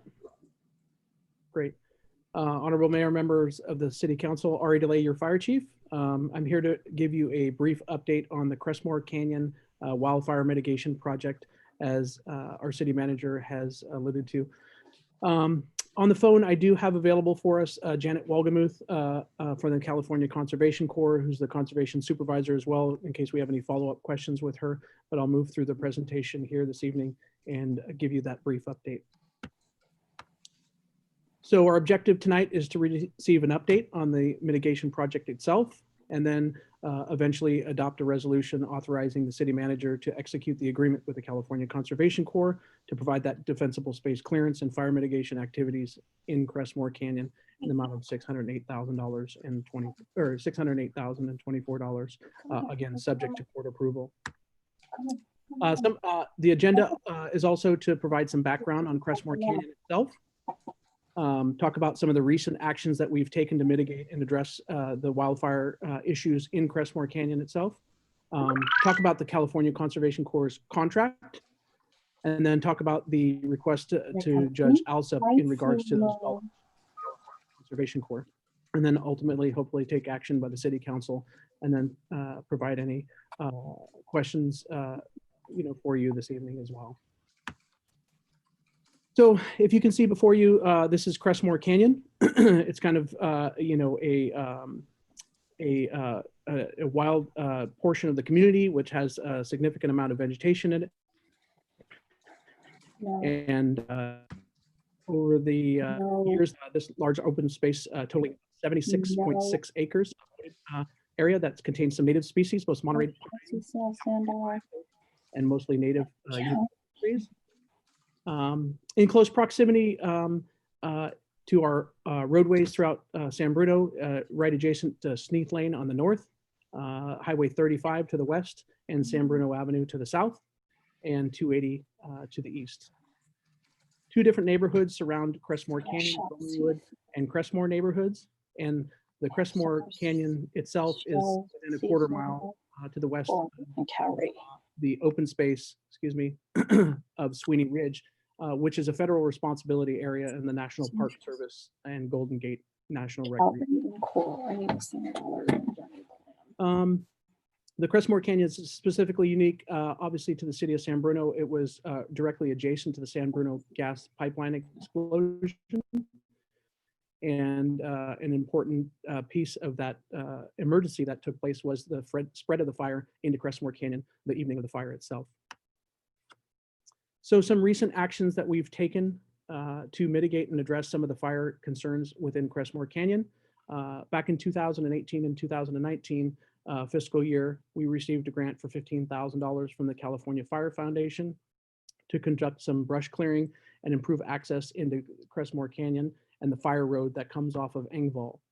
That work was completed back in the 18-19 fiscal years. Most recently in 2019, the City Council approved $37,000 for a wildfire risk assessment plan that was called No Harm. And that identifies some of the most hazardous areas within the city and their hazard, and it stratifies the risk for the city. And Crestmore Canyon was on the more high hazard side of things, along with some other areas that were identified within the city of San Bruno. 2019-20, again, we also approved $75,000 for vegetation management and fire mitigation in Crestmore Canyon. That work was approved and initiated. We've worked to establish this Crestmore Canyon wildfire mitigation plan, the initial steps for that plan and that project. Working with Community and Economic Development and the mapping contractor, we developed a map that reflects a 30-foot and 100-foot clearance behind the residents in Crestmore Canyon to really identify that defensible space that's necessary to take place in that mitigation work. We've obtained some preliminary cost estimates from CAL FIRE and other contractors to do mitigation work in the canyon to kind of help identify where the priorities will be within the plan. Excuse me just a second here. And we work to develop a general scope of work that more clearly defines the cost estimates for work in the canyon. And then we're working to develop an estimate for ongoing maintenance of the canyon and create some budget strategies for annual funding for the project work. We've most recently hired a consultant and project manager to develop the actual Crestmore Canyon wildfire mitigation plan. This plan will kind of go on concurrently in the background while we do some of this work with the California Conservation Corps. And these are some initial steps with the California Conservation Corps that we can use to get some boots on the ground in the canyon and actually provide some really immediate remedies to the residents there and provide some fire safety. And the last piece, again, is our to-dos, and that's to develop this contract with the California Conservation Corps itself. If you look at the screen there, you'll see Crestmore Canyon and those identified zones. There's two different buffers. That 30-foot buffer is in pink along the edge directly behind the residences. And the green zone there is that 100-foot buffer behind the residences as well. And the idea and the concept is to take the contract with the 3 Cs and actually perform that handwork behind the structures to provide that 100-foot defensible space to protect them should a wildfire break out in Crestmore Canyon. So the request to Judge Alsup, should the council approve the request for funding for the California Conservation Corps work? This request for approval would be requested through the courts to be able to provide direct boots on the ground and spent only on vegetation management and fire mitigation that directly benefits our San Bruno residents and not on consultants or any regulatory approvals and needs for the project. And that was specific direction given by Judge Alsup in regards to the dollars that are coming from PG&E for fire mitigation in Crestmore Canyon. And then the final is the request action from the city council to adopt a resolution to have the city manager execute the contract with the 3 Cs in the amounts shown. I'm going to open it up for any questions from the council in regards to the project. Thank you, Chief, for the report and information. Councilmember Mason. Hey, thanks for the report. I just had a question around the actual, if it would be possible as part of the project to put a trailhead at the very beginning of the trail? Yeah, so members of the council, so the plan, this particular work is to be done kind of basically in the background while we're developing the larger plan and the environmental studies that are required for the entire project. Mm-hmm. And that is, definitely part of the scope of this wildfire mitigation plan is to get some community engagement, find out what the needs of the city, the Parks Department, and the community are to try to blend those things together and provide the best solution while providing this wildfire mitigation and protection work at the same time. Okay, thanks. And then is the contract, there's no contract in the packet, so is the contract, have negotiations started, or where are you with that? Yeah, the California Conservation Corps is specifically excluded from requirements of competitive bidding by the nature of their organization and state law. And they actually come at a significantly reduced rate than a competitive bidding process. They actually, the rate is about $24 an hour, fully burdened for each hour, including supervision. So it's a great opportunity for us to get a low-cost labor for some great work that needs to get done in the canyon and provide a unique opportunity for youths to get job skills and promote their careers at an early age. So my last comment was going to be that I am familiar with the group, and I think it's great that the city of San Bruno is partnering up for this project. But the earlier question was just whether there's already a contract in place. Are we using a template contract that they have? Where is that contract? So we have a sponsor agreement. It just says we will be a sponsor for their organization, and then there's a contract that is prepared and ready for the council to be able to approve with the city manager's office. Yeah, Councilmember Mason, I can toss that to the city council, but our routine process is not to attach the contracts and send those to the city council. The city council authorizes the city manager and the organization to execute them. And so sometimes they are generated, at other times they are not by the time the action happens. At this time, we do have the contract for this one project. Okay, thank you. Councilmember Medina. Yes, thank you. Thank you for the report. Just wanted a little bit more clarity on when the council approved the $75,000 back in last year. those funds are being used to hire the consultant to put together the plan. Is that correct? There's two different buckets of money totaling $125,000 for fire mitigation. The very first portion actually was an initial contract with the California Conservation Corps to start even prior to this larger contract. Now, just bring to your attention, it's not in the packet, but this contract is actually a 5-year contract, and the first year provides the bulk of the work to occur, and then 4 additional years that are included in this contract that would provide a certain time frame for them to be out there to what we call spike out. And spiking out is probably the most productive way we can actually utilize their services, where they'll actually camp on site for 8 days at a time, providing 10 hours of work per day. So they don't use the travel time. Their base is out of Watsonville. So if we had them drive back and forth every day, a lot of time would be lost actually doing the drive. So we have them spike out on site for 8 days at a time.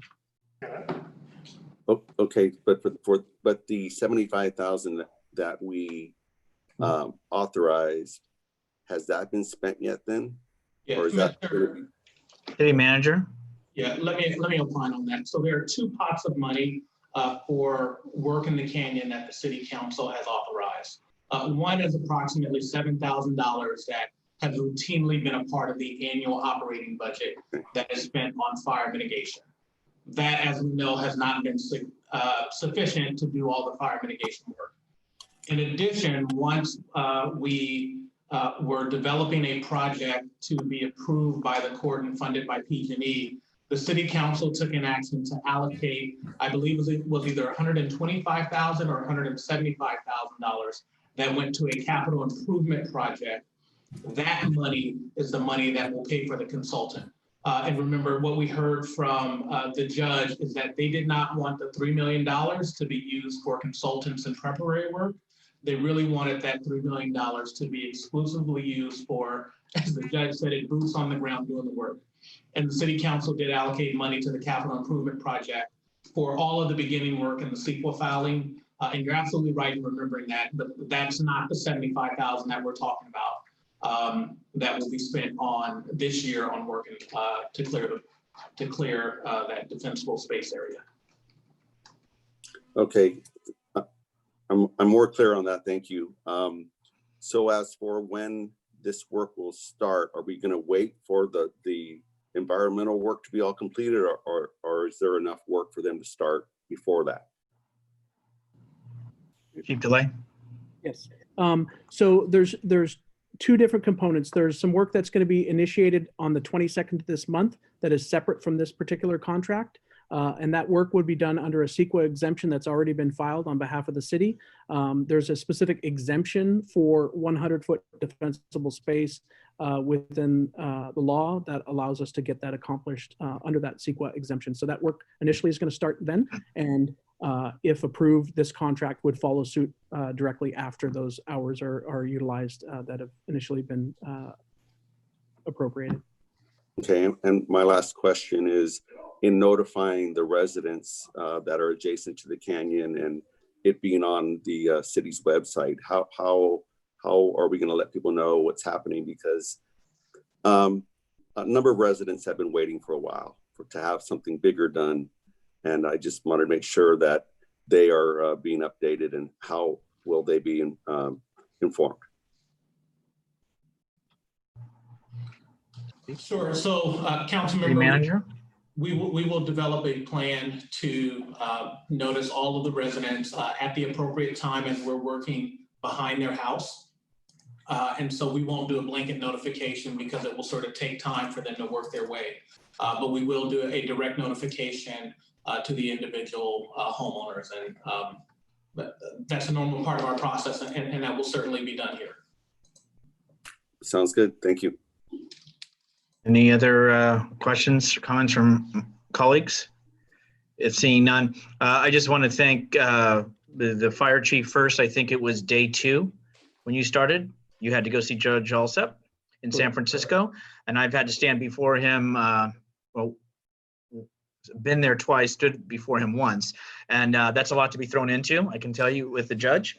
And the thing to my colleagues too, one of the things he was emphatic about, the judge, when I stood there on the second occasion before him was that the consultants in his world was not where these monies should go, where we took the probation hours that I don't believe, and I think most of my colleagues believe, was not being expended correctly or to benefit San Bruno, but instead that it really showed significant difference. And that's why the fire chief and staff have been making those moves and making progress from what they've been doing and what they are going to do.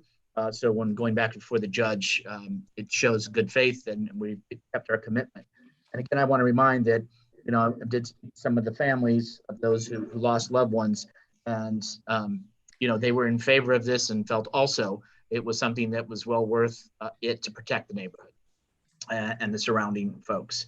So anyway, want to thank the chief for that.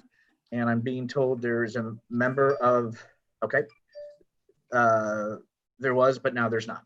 Okay, so there was somebody there and they've dropped off as far as for the speaking. Thank you, Mayor. I'm here. Oh, Janet is from CCC, and Janet, welcome. Thank you. First of all, thank you, Chief DeLay, Mayor, council members, and staff for having me join today. We're super excited to start working on this project. As you know, California is really being impacted with heavy fuel loads right now, and of course, increased fire hazards and dangers. And in talking with Chief DeLay, we've been doing a lot of similar projects like what we're going to be doing there in the canyon for the city of Santa Cruz, doing very similar work, doing a fuel reduction in both a high density of homes as well as in their public park areas where they're having unfortunately, homeless encampments, a lot of fires. So we are super excited to be doing it, having the crews out there. I also want to invite all the council members and of course the mayor, come out, see the crews at work, talk to them. They love having you folks out to really show your appreciation for the work that they're doing. And these are young folks that are making a huge difference in California for all of us. Thank you for saying that. Thank you for being here and waiting to offer that. And we appreciate it. And it is a good group, and I'm glad that they're going to be a part of our community and making a difference. Thank you. Councilmember Medina. Yeah, just a quick question now that that Janet is here. Is there opportunities for San Bruno youth to join up with you guys? So the California Conservation Corps hires year round. So there's never any downtime for us, like during the winter months or anything like that. We hire year round. All youth have to be 18 to 25 to join our program. Obviously a California resident, they do a whole background. Like Chief DeLay was saying, our office, our closest office to you obviously is in Watsonville. It's a little bit of a trek, but we do have other locations throughout the state of California that will provide them housing. So if they choose to leave the area, get a good start at a different location, there are those opportunities. Right now we have 7 residential locations throughout the state. Several of them are firefighter locations where they can actually become firefighters. And as I'm sure everybody's aware, the governor has just given CAL FIRE more opportunities to hire. And part of that package is including us. So we are looking for more young people to join, especially those who are interested in firefighting. So if you do have folks, we ask them to obviously go to our website. And the other part of this is those young people can earn not only a monthly stipend, but they can earn scholarships to go back to school on. If they really work at it and they pull a couple of years with us, they can walk out with about $14,000 in scholarship money. Great, thank you. Very nice. Thank you for that information. And I believe from our fire, they may be going out also at some point with the crew and teaching and educating them and teaching them some first aid and CPR, et cetera. So Thank you. Sounds like a great program. Thank you for okay. having me. No, thank you for your patience. Thank you for being here. Thank you for what you're doing. Okay, are there any other questions on that? If not, we have items A, B, C, E, and F that we can take in one action, and D we're going to have to do separate. Is there any action from council? Mr. Mayor. I will move that we. Hold on. I'm sorry. Yes, City Manager. Before you take an action, I do have an answer to Councilmember Mason's question about the plumbing contractors. So we've been able to research that, and I would like to provide a quick answer. Okay. Those three companies do not represent work that was done on behalf of the city. What it represents is when a plumbing contractor or any contractor applies for an encroachment permit upon city property, they have to issue the city a performance bond, and this is the refund of that money. And so what you're seeing is our check register, which is essentially our positive pay file from the bank. And any check we write, whether it's actually paying an invoice or refunding money, shows up here. And that's exactly what that is. So it is not work that was done on behalf of the city. It is the refund. Thank you. And if there's any way to identify that, I think in the future that would be helpful, because when you look at it, there's 5 companies I'm looking at right now. And it does look like we're spending a lot on plumbing. So if possible, to put in parentheses like bond reimbursement, I don't know, but I'm just throwing that out there. And that bond could go for plumbing and other elements that are coming in for an encroachment. There's X number of dollars, and then once completed and the city sees it, they get a check mailed to them. Okay, so we're back to items A, B, C, E, and F. Do I have action from council on consent? Through the chair. Yes, Vice Mayor. I just wanted to throw out a comment that the things that are on consent generally don't require this much discussion. And I was just kind of watching the clock, and I know that there's interest in some of these things. I know individual check items it's generally been our practice to ask those things prior in an email so that staff does have time to respond to those. They generally don't need to occupy a lot of our meeting time. And so I just wanted to suggest to my colleagues that if they do have specific questions like that don't really require a lot of discussion among the council, that they consider sending those in ahead of time and get your answers offline, so that we don't spend a lot of our meeting time and the public's time in discussing a lot of these things. That's really the intent of the consent calendar. And you know, if there are things that need to be taken off consent, then you know, luckily the fire chief did have a presentation ready for that one, but for the most part, these items don't have a lot of documentation behind them, and so staff is generally not ready to present on these. I just wanted to put that out there, just sort of as advice to our newest council members. It's kind of been the practice in the past to do some of those things offline. So just a suggestion and a recommendation going forward. And with that, I will make a motion to approve all but item D on the consent calendar. Is there a second? Second. Second. Motion by Vice Mayor, seconded by Councilmember Medina. Roll call, please. Councilmember Davis. Aye. Councilmember Mason. Aye. Councilmember Medina. Aye. Vice Mayor Salazar. Aye. Mayor Medina. Aye. All right, now we're going to move to item D, and this is an item that Mr. Salazar, do you want to say why you're recused, or so at least it comes from you?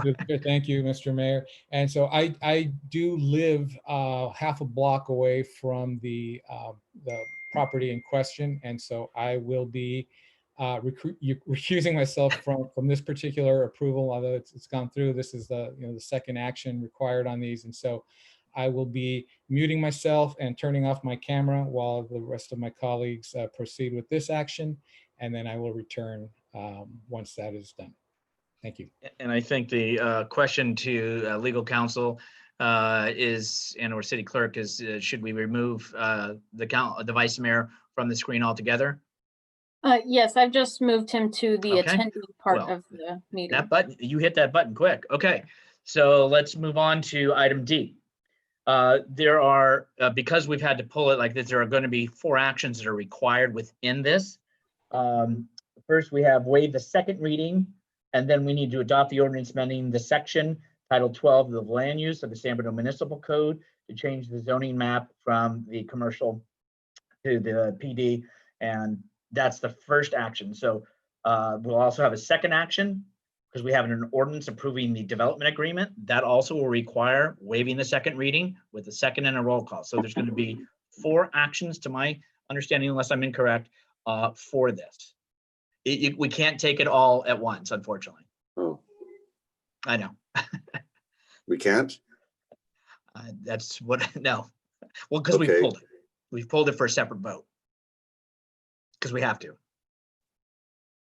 So our 4 actions, the first one is waiving the second reading. Do we have a motion and a second? Hold on, I had a question. It's on page 39. I just want to make sure I'm on the right resolution. Sorry, Mayor Medina. That's okay. Before we vote. It's page 39. It's attachment to oh, sorry. It's the resolution ordinance number 2020 and ordinance of the city and city council of the city of San Bruno approving a development agreement between the city. I'm trying to see if that's what we're voting on. Hold on. I just have it in my notes. So I think it's the first one, but I guess I just want to say that there's a correction. There's a reference to the CPI on page 39. And it just refers to the CPI increasing, but the development agreement does say increase or decrease. And so it's just, I just want to make sure that our documents are consistent. So if that correction can be noted. Mr. Mayor, City Attorney. Thank you. Yes, Councilmember Mason. So we can simply change that a parenthetical phrase in the whereas clause, the last whereas clause on page 39, to say subject to annual CPI modifications. And I think that should cover it. And I think it will be consistent. It doesn't affect the development agreement, and I think we should be fine with that. Doesn't need to come back for any further action.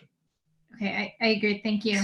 And then I just wanted to make sure that the resolutions from my read, they're specific to Mills Park. We're not waiving anything. We're not changing anything to any other space except for the Mills Park development, correct? That's correct. Okay, great. Thank you. Okay. All right. So first action is we need a motion and a second to waive the second reading. And Mr. Mayor, that would be to waive the second reading on the first ordinance, amending the section to 12.96.020, right? Right. So do we have a move that we waive the first reading, for the second reading, excuse me. Is there a second? Second. So motion made and second by Medina. Medina. Okay, thank you. Medina, and roll call, please. Councilmember Davis. Aye. Councilmember Mason. Aye. Councilmember Medina. Aye. Mayor Medina. Aye. Motion carries with Vice Mayor Salazar recused. Thank you. Next action would be to adopt the ordinance amending section 12.96.020 of Title 12 Land Use of the San Bruno Municipal Code to change the zoning map from the commercial C to the planned development PD district with a development plan for the project based upon the findings for approval in the ordinance, including the CEQA conformity determination. Is there a motion?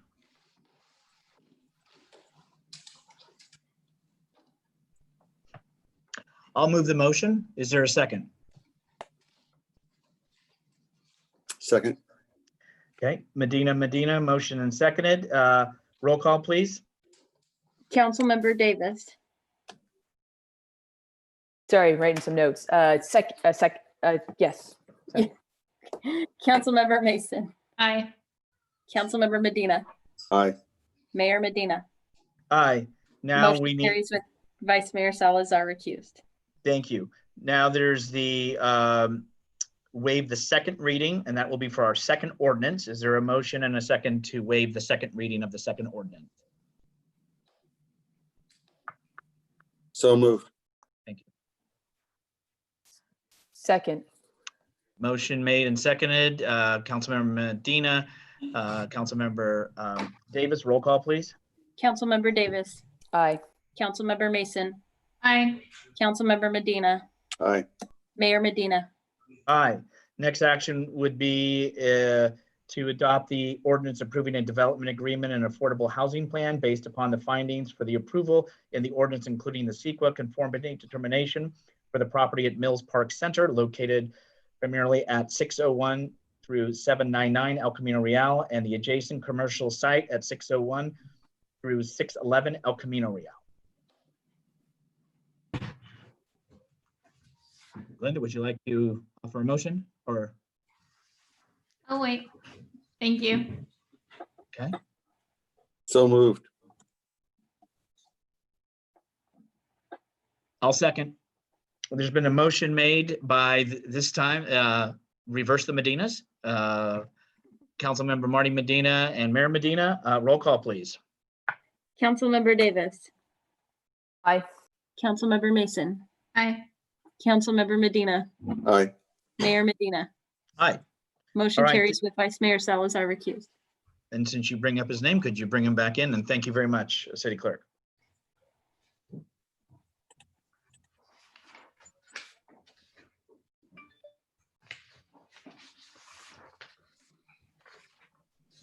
I see the Vice Mayor is returned, so we'll move on to conduct of business. I'm sorry, Melissa. With all that reading, I apologize. I'll turn it over to you for conduct of business. I am working on bringing in Tim Wallace into the room. Just one moment. If you don't mind, is it okay if I read it? Sure, yeah, that would actually. Under conduct of business, item 6A, adopt a resolution authorizing the relocation of the memorial recognition sculpture in the city park for an amount not to exceed $43,372 from the city art fund. And there you go. You've outdressed us tonight. Thank you, Mr. Wallace. I'm going to share my screen here.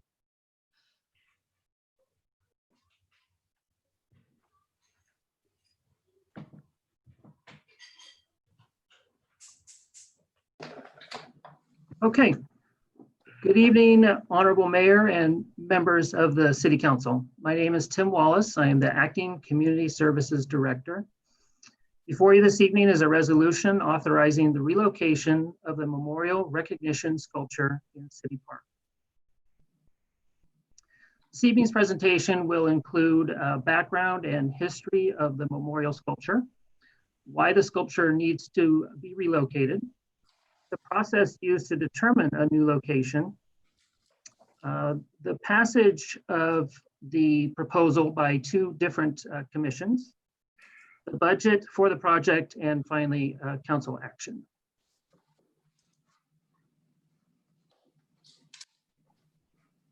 In 2010, based on a recommendation from the Culture and Arts Commission, the City Council approved a memorial recognition sculpture. Also in 2010, the council approved a process that established criteria for honoring noteworthy individuals, which includes a minimum of 15 years of significant dedicated service to the community. The sculpture was installed in its current location in City Park in 2012 at a cost of approximately $50,000. Today, the sculpture honors 16 individuals. The current location of the sculpture, west of the Recreation Center and north of the Rotary Pavilion, is within the footprint of what will be the new Recreation and Aquatic Center. Because of this, the sculpture must be relocated. Since the current recreation building is scheduled to be demolished in early 2021, the sculpture needs to be moved in a timely manner. A subcommittee consisting of 2 members of the Culture and Arts Commission and 2 members of the Parks and Recreation Commission was formed and met in October of 2019 to discuss options for relocating the sculpture.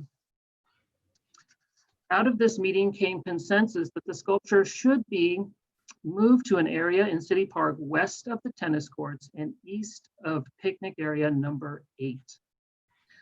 This area was selected due to the high visibility of the location, the tranquility of the area, the fact that it's outside the drip line of any trees, there being plenty of space available for the sculpture, and the fact that there are no underground obstructions in the area. Here we see a photo of the proposed new location just outside of the tennis courts in City Park. And here we have an aerial view showing the current location of the sculpture on the left and the proposed new location on the right. Although not a part of this evening's action, it's worth noting that the Rotary Pavilion also falls within the footprint of the new Recreation and Aquatic Center and will be relocated to where the current aquatic center is. In addition, 7 cherry blossom trees that were planted in honor of our sister city relationship with Narita, Japan, will also be relocated. At its May 21st meeting, the Culture and Arts Commission recommended both the new location in City Park and funding the relocation through the City Art Fund. The new location was also recommended by the Parks and Recreation Commission at its June 17th meeting. The budget for this project is $37,715, which includes all subgrade work, the construction of a seat wall, a 13-foot diameter asphalt surface, as well as 2 pathways leading to and from the main City Park pathway. Staff is recommending a 15% contingency for any change orders that may arise, which would bring the maximum amount of the expenditure for the project to $43,372. As of June 30th, the City Art Fund had a balance of $325,965. Staff is recommending council approval of the resolution in an amount not to exceed $43,372 from the City Art Fund. This concludes my presentation, and I'd be happy to answer any questions at this time.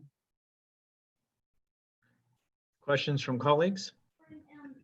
When the dad was holding the stuff. Vice Mayor Salazar. Thank you.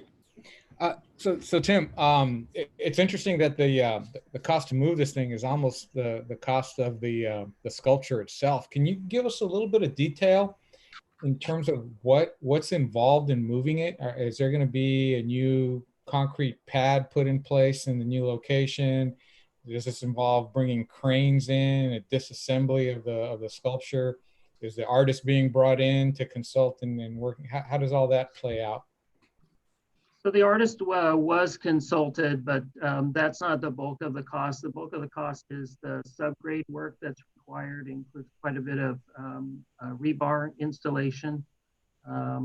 That's the biggest cost is the underground work. And also keep in mind, construction costs have increased tremendously over the past decade, and that certainly adds to the cost of the project. Okay. All right. Thank you. And since the commission has approved the money and they basically understand what's involved in doing this, although it does seem like a lot of money, as long as we have their blessing to move forward with those funds, I feel a little bit better about doing that. So thank you for the presentation. Thank you. Councilmember Davis. Yeah, I just, the placement, I was on the Park and Rec Commission when the arch was, actually we worked with 3 different designers, and there were some interesting things that were presented. But one of the things about this location was that it gave access to those maybe in a wheelchair or having difficulty walking. There was all sorts of discussions on locations. And then the idea of the seated wall came after, actually. And I think staff, Public Works actually built that for us. And that was just so that there would be sort of a place that they can sort of sit as a remembrance and sort of in the solitude. So I just want to make sure there's, that the placement of this is sort of near a picnic site, near the tennis courts, and near a walking path. So, you know, you kind of pointed to an area which is pretty large and wide. So I'd say kind of get it off the path a little ways, and but also be able to provide some sort of access to it. If you can use that compressed granite or something like that to have something that somebody can get to it, but not that it's right there next to the road, next to the path, and for sound wise. And then also not take up this sort of picnic grassy area too. So it's kind of a, there's several spaces in that area that you can actually place it, but I think too close to the pathway is on the, I guess, south end of the park would not be the best location, but closer tucked in to the trees would be better. So just some thoughts. Okay, thank you. Councilmember Mason. Yeah, I guess my first question is, why is this coming out of the commission, the Arts and Culture Commission, and not out of the $50 million budget for the overall park and a new facility? Because we just have such a need for art, and I just would hate to take it from, you know, one bucket when we already have a $50 million budget for the Park and Rec, for the new build, the new aquatic center, as we call it. And this really is a direct impact from that rebuild. City Manager. Sure, let me take that. Councilmember Mason, this was initially envisioned to be funded as a part of that $50 million, as well as a number of other site improvements at City Park and other enhancements. At this point, probably a year and a half ago, as we were looking at the budget for that project, $50 million is a lot of money, but when your budgeting cost is about $1,000 a square foot, it really doesn't get everything that was fully envisioned. And there was a lot of cost engineering done in the early phases of this project and during schematic design. And pulling a number of the site improvements out of the project and ensuring that we had, through that $50 million, enough for the base building was critically important. And so there were a number of site improvements pulled out. This was one of them. And what we did is we wanted to find components that could have other appropriate funding sources. And this revealed itself as one of the prime examples, because we have a existing public art fund. There is a fund balance that is significant and can fund this without taking away from other projects that are planned or envisioned. And so the Art and Public Places Fund was designated as an opportunity to both fund this relocation and to provide some essentially relief in that overall project budget. And so then that went through the process and is now at the City Council. Okay. So I guess that would be one of my asks, is that it not come out of this fund and that it be grouped with the larger fund. There's my understanding when we had our last update is that there's probably already going to be an ask because we're a little over budget.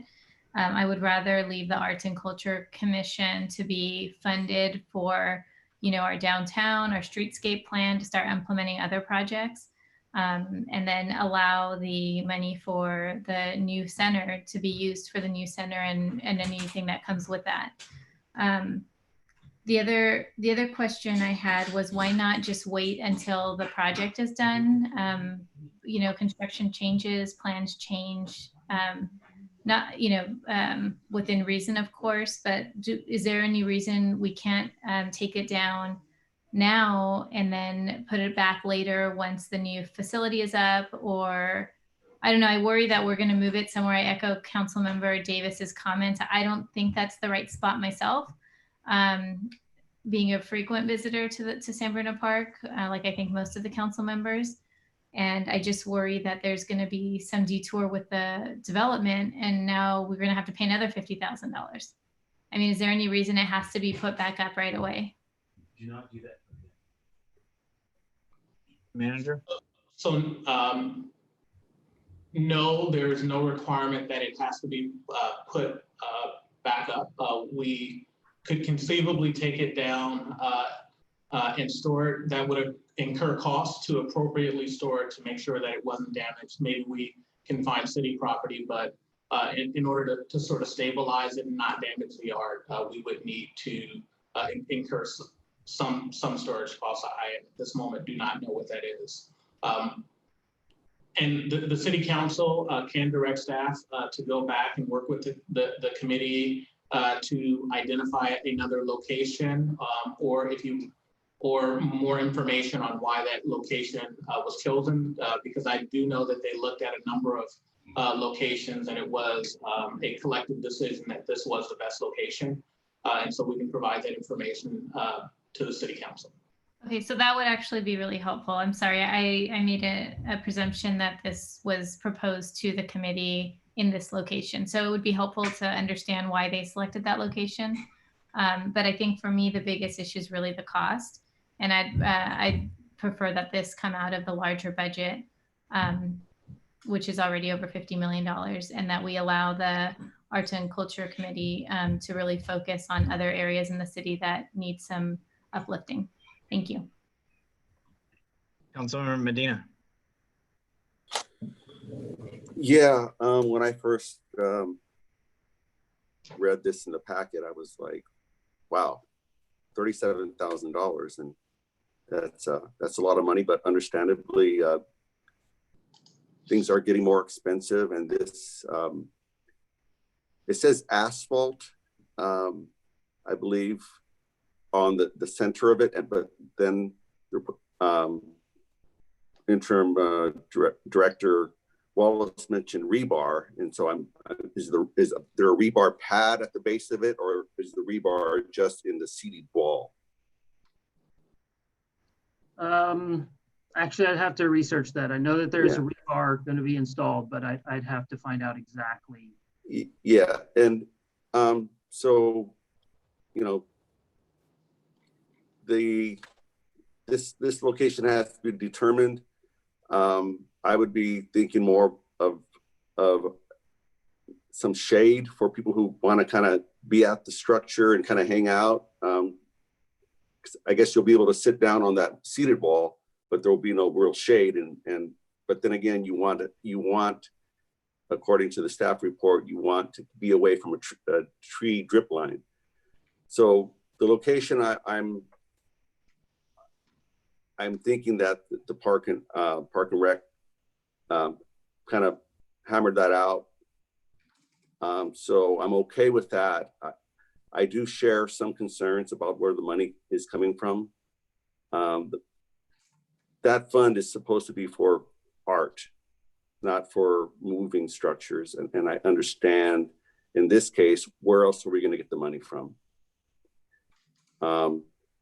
Having $300,000 in that account, and we don't have, in my opinion, enough art in our city, that we should be looking at these elements in our streetscape plan, which I brought up before, of putting these murals and paseos and taking some of that fund and doing what we can. And here we have a pocket of money that has been accumulating to that amount. And now, instead of putting in art, and I believe it is allowable because I guess it could fit in within the maintenance of art. It's a little bit of a stretch. We only have so much money. Would like to hear from our mayor what he thinks too, and decide where to go from here. Thank you. Mr. Mayor. And then also maybe the vice mayor too. City manager? Yes, one option that the council could consider is to authorize this to come from the art fund. And should we receive funds that allow for the repayment of it, or if we put any unrestricted city money into the development of the rec center, we can pay back the arts fund. One of the reasons why this project has been going at this timetable is because we wanted to select, fund, contract for, and have the art removed and relocated before demolition begins, which is currently planned to begin in early 2021. And so this is on a timetable that allows for that removal and replacement. And so to delay that, I think at the very least would need to come back relatively soon. If a location is not agreed upon, at the very least, allocate enough funds for the removal and storage of the artwork. And again, council can authorize a repayment at a later date of the money that comes from the art fund. Okay. I don't see any hands up right now. So a couple of my comments are first on the storage element. I don't like that concept. The reason is when Bart did the grade separation, some art got stored and also got damaged. And so when we talk about money being wasted, that was wasted. So to me, the intent, and I'm not saying anybody did anything with malice, it was just basically stored, it got damaged, weather element, whatever it was, and then therefore we lost that opportunity, and those are monies that were not continued to show that art. As far as maintenance, yes, maintenance is a part of it. As in Centennial Park, the art that's there has been maintained, meaning it had to be repainted, retouched up, and those monies were used to have Mr. Kudrin go back in there and do that. My understanding is that the Culture and Arts Commission, as well as the Parks and Rec Commission, have read, and correct me, Director Wallace, they've reviewed this and they have looked at various sites, spent some time, and they're comfortable with the location. And am I correct? Yes, and they approved, both commissions approved this unanimously. Okay. So with the location, I'm going to trust the work and the effort that staff, along with our two volunteer groups, have done, and that's what we've appointed them for. You know, as far as we're looking, and again, maybe it needs to be quantified too a little bit where this money comes from. Right? It's not out of the general fund, for example. And when we have development projects or other people are taking permits and other things out and having to pay that cost, which actually goes into the Culture and Arts Fund, what are finance director or city manager, what are we looking at as far as potential coming out maybe, you know, in the next year or so, or guesstimate? That's a hard question to answer on the fly. But certainly, just before this item, the City Council approved the Mills Park project that would pay that art and public places fee, as well as any other development that takes place where the fee applies would pay it. I believe it's a 1% for the arts. 5% for residential, I think, and 5% for 7% for commercial. We'll let the finance director. Sorry. Of the fee amount. So through the chair, this is Keith Martini, your finance director. The art fee is listed in the city's master fee schedule. I'm looking at the fee schedule right now, and I believe that the art fee is a 5% of the permit amount for a residential permit and 7% for a commercial permit. But I would need to kind of sort of verify further the methodology by which that's assessed and how much money is generated and so on and so forth. Okay. And that's good. I know you can't be more specific than that, but at the same time, just obviously that money will be replenished by developments and permits that are being pulled for commercial as well as residential. I also am being told we have a member of the public who'd like to speak. With council's permission, I'm going to ask our city clerk to bring in Ms. Blanco. Yes, just one moment. Jennifer Blanco, I am trying to unmute you. Hello. Hi. Hello. Good evening, city council members, members of city staff, and members of the community. So as a former and one of the first commissioners that was appointed by city council way back when in 2003, as a culture and arts commissioner, I know that we would look at programs to fund programs to enhance the lives of our youth here in San Bruno, whether it would be through cultural programs or art enrichment programs such as poetry slams or paintings, drawings, art to display artwork, programs such as that. I was really surprised to see that over $43,000, 43, and I think it's $200 some odd $1,000 that's going to come out of the Cultural Arts Commission. I have to admit that I'm really surprised with my former colleagues that would have approved such an expenditure of this amount that could really go back into the community, especially with our youth, to fund certain programs for our youth. And I agree with I was gonna call Linda Trustee Mason, City Council Woman Mason, and her concern with the amount of this cost to move the memorial structure. I thank you so much to Javon for offering that option. I would just hope that council members would might want to move in that direction, where Javon had mentioned that there might be another source of funding that could put that money back at a later date. So I do understand the reason why the memorial structure needs to be removed. I get all that, but if the funding if that amount of money can be reimbursed back to the Cultural Arts Commission, that would be great. So that's my comment. Thank you. Thank you, Jennifer. Thank you. Okay, I don't see anybody else. And then any further discussion from council? Councilmember Davis. I first want to just remind, or I'm not even sure everybody understands this, that this project came forward from the Cultural Arts Commission and the Park and Rec Commission. It was actually asked by council way back when to develop, come up with a project or a piece of art or something instead of a number of benches. And we had really outgrown the number of benches with a memorial plaque on the benches in San Bruno Park. And so we wanted a way to recognize those in our community.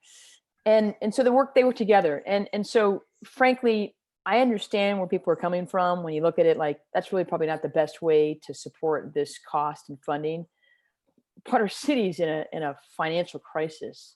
And every time we sit as a subcommittee member and receive updates on the Community Recreation Aquatic Center, the costs and the issues just continue. And every time we turn around, we want a swimming pool, but the swimming pool costs are going up. And we want, and so I think it's so important that, and I think Javon said this earlier, that the 50 million doesn't really cut it for us, that we need, another 10 million or more.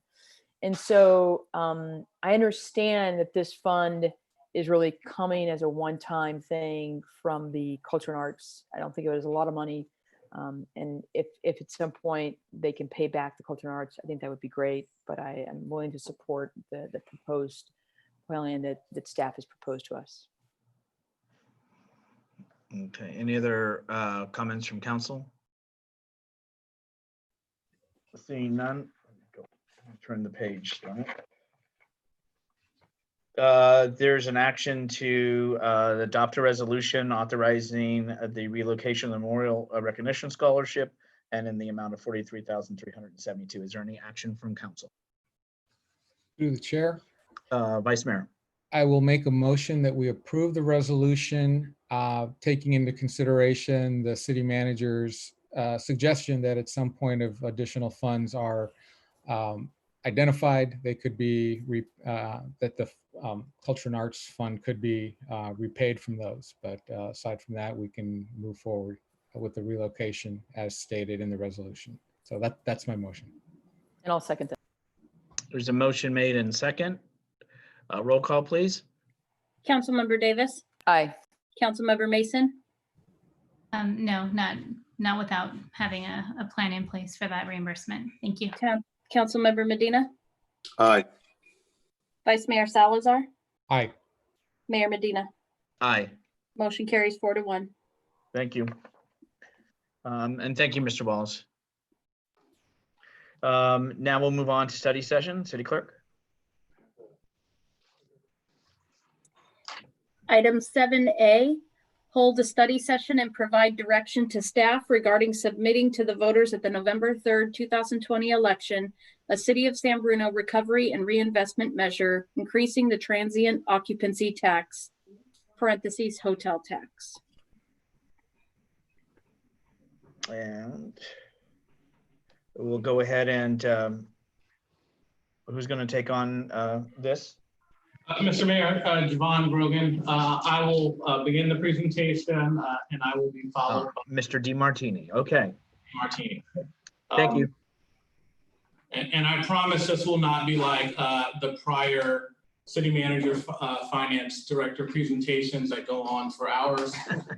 We do have a brief PowerPoint slide. And so let's launch. Wow, we had all forgotten about that until you just reminded us. Yeah, the budget was long.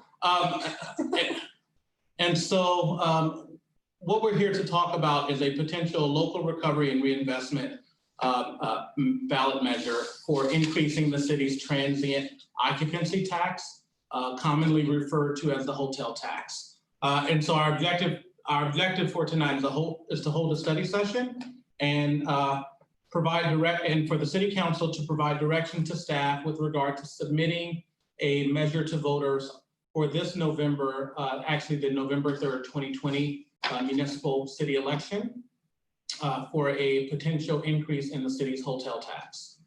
Next slide.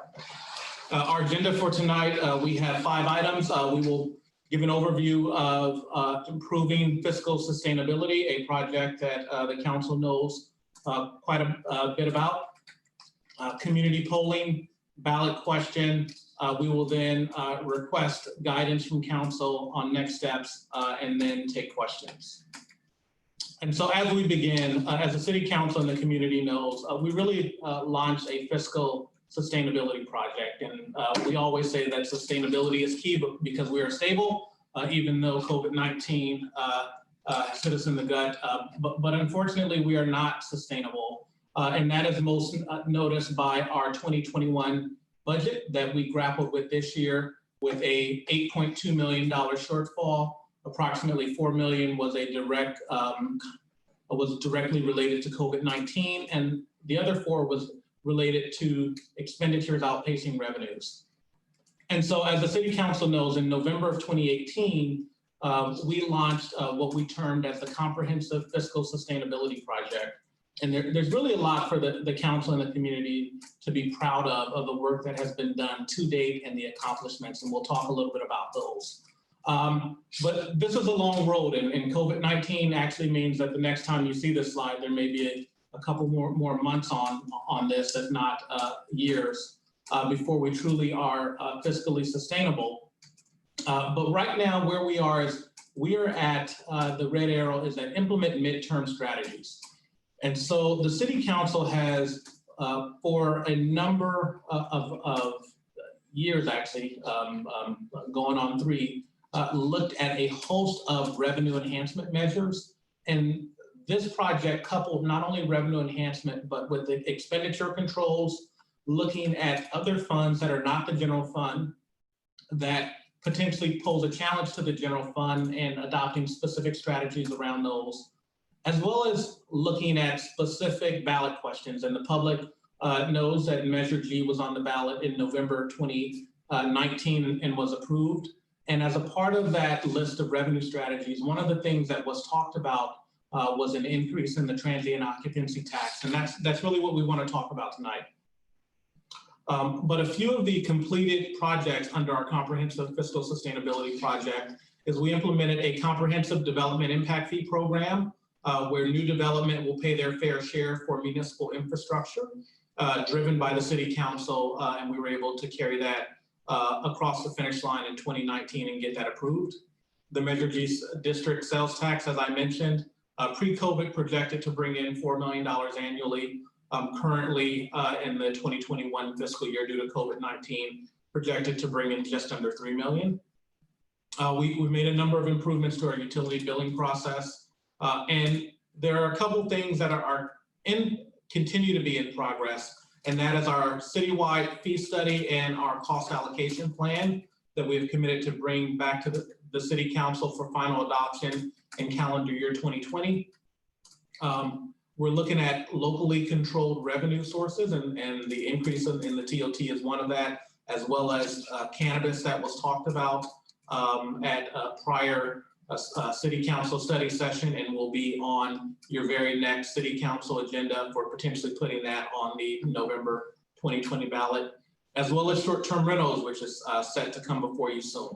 And so there's a comprehensive list of strategies. There's no one silver bullet that will get us to be fiscally sustainable, but together they will. And the next slide, what we want to talk about is our long-range forecast. And I didn't talk about it in the roadmap, but one of the things that was initial in the roadmap is putting together a multi-year portrait of what the city's finances look like in multiple funds. And the portrait that's before you is of the general fund. And there's a lot of information on this slide, but I think the key point for the council and the community is the black line is our expenditures and the red line is our revenues. And even with all of the measures that we've taken to date, those lines are still not projected to meet until 24, 25.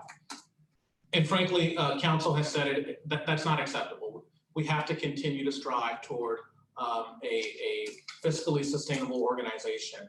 And we have personnel costs that even without COLAs, we know are increasing on a 3 to 5% rate when we take a look at our fully loaded benefited cost.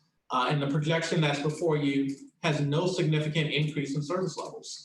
And what we also know is in the adopted 2021 budget, to help reduce that $8.2 million deficit, 30 city positions that were funded in the prior fiscal year are not funded in this current fiscal year.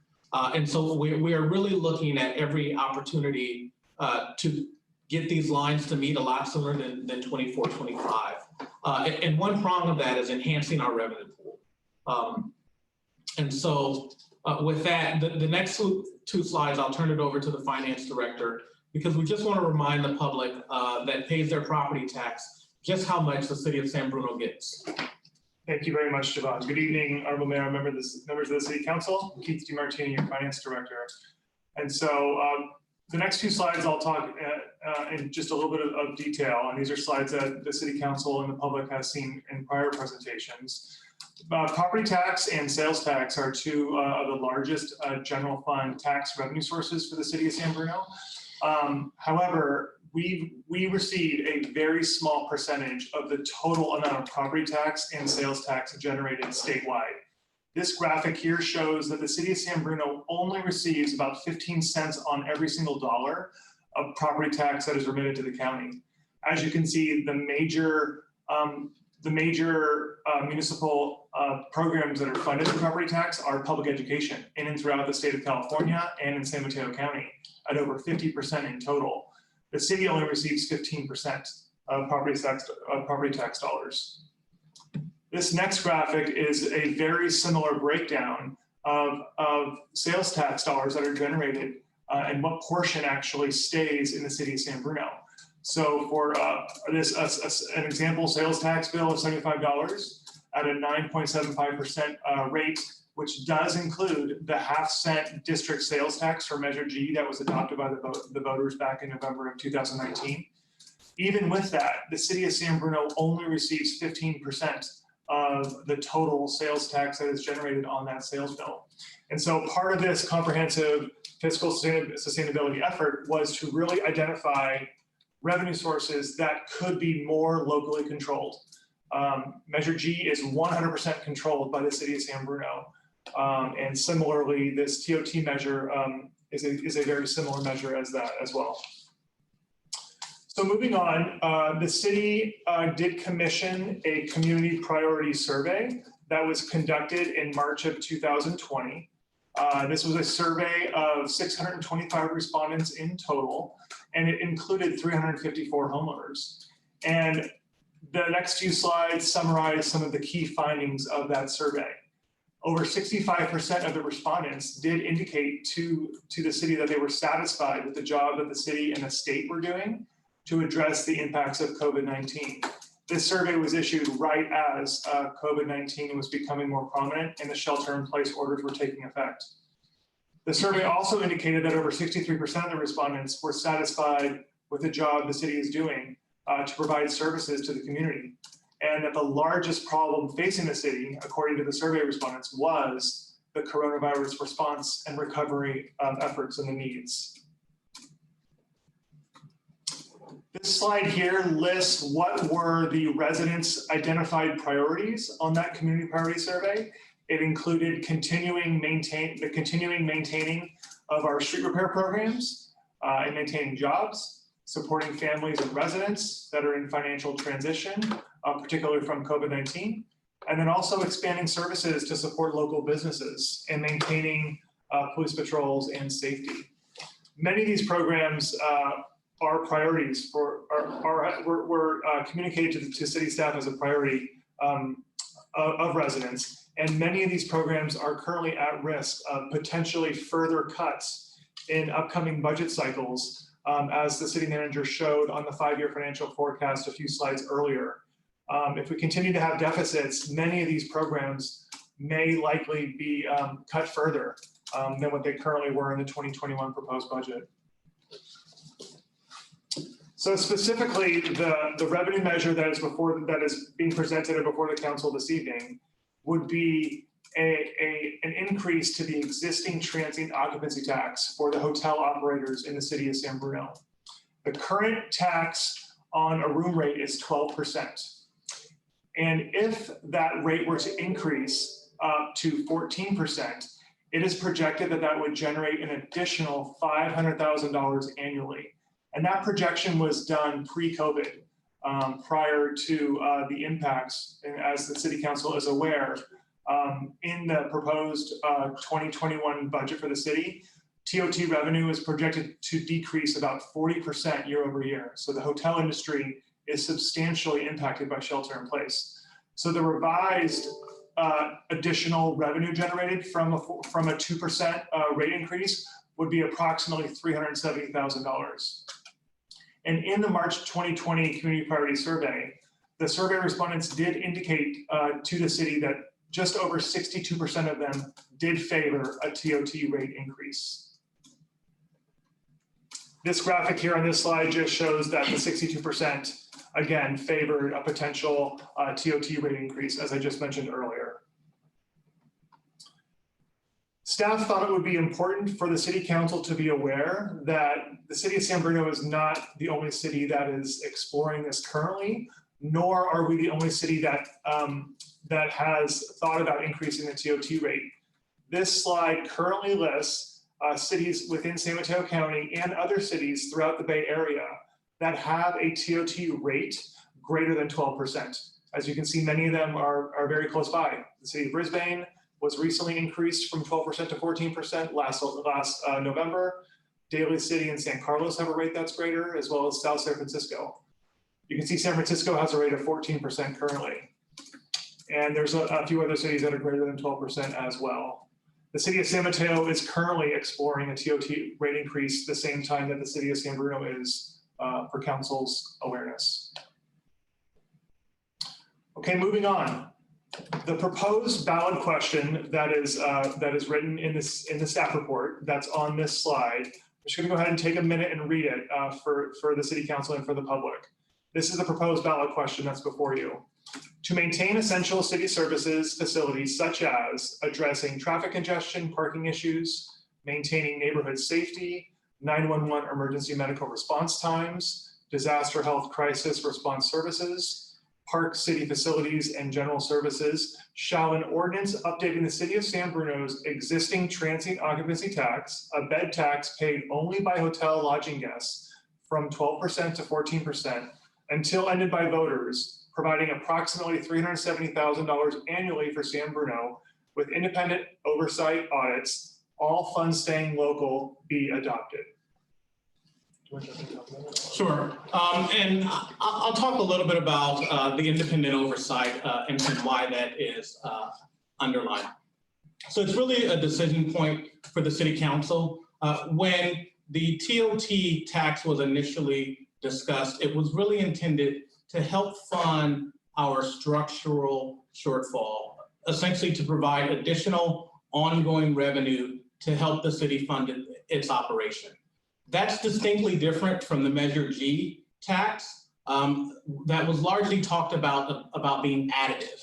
And what the city council wanted added to Measure G and what we heard was a oversight committee that would review where those dollars would be allocated each year and make a recommendation to the city council.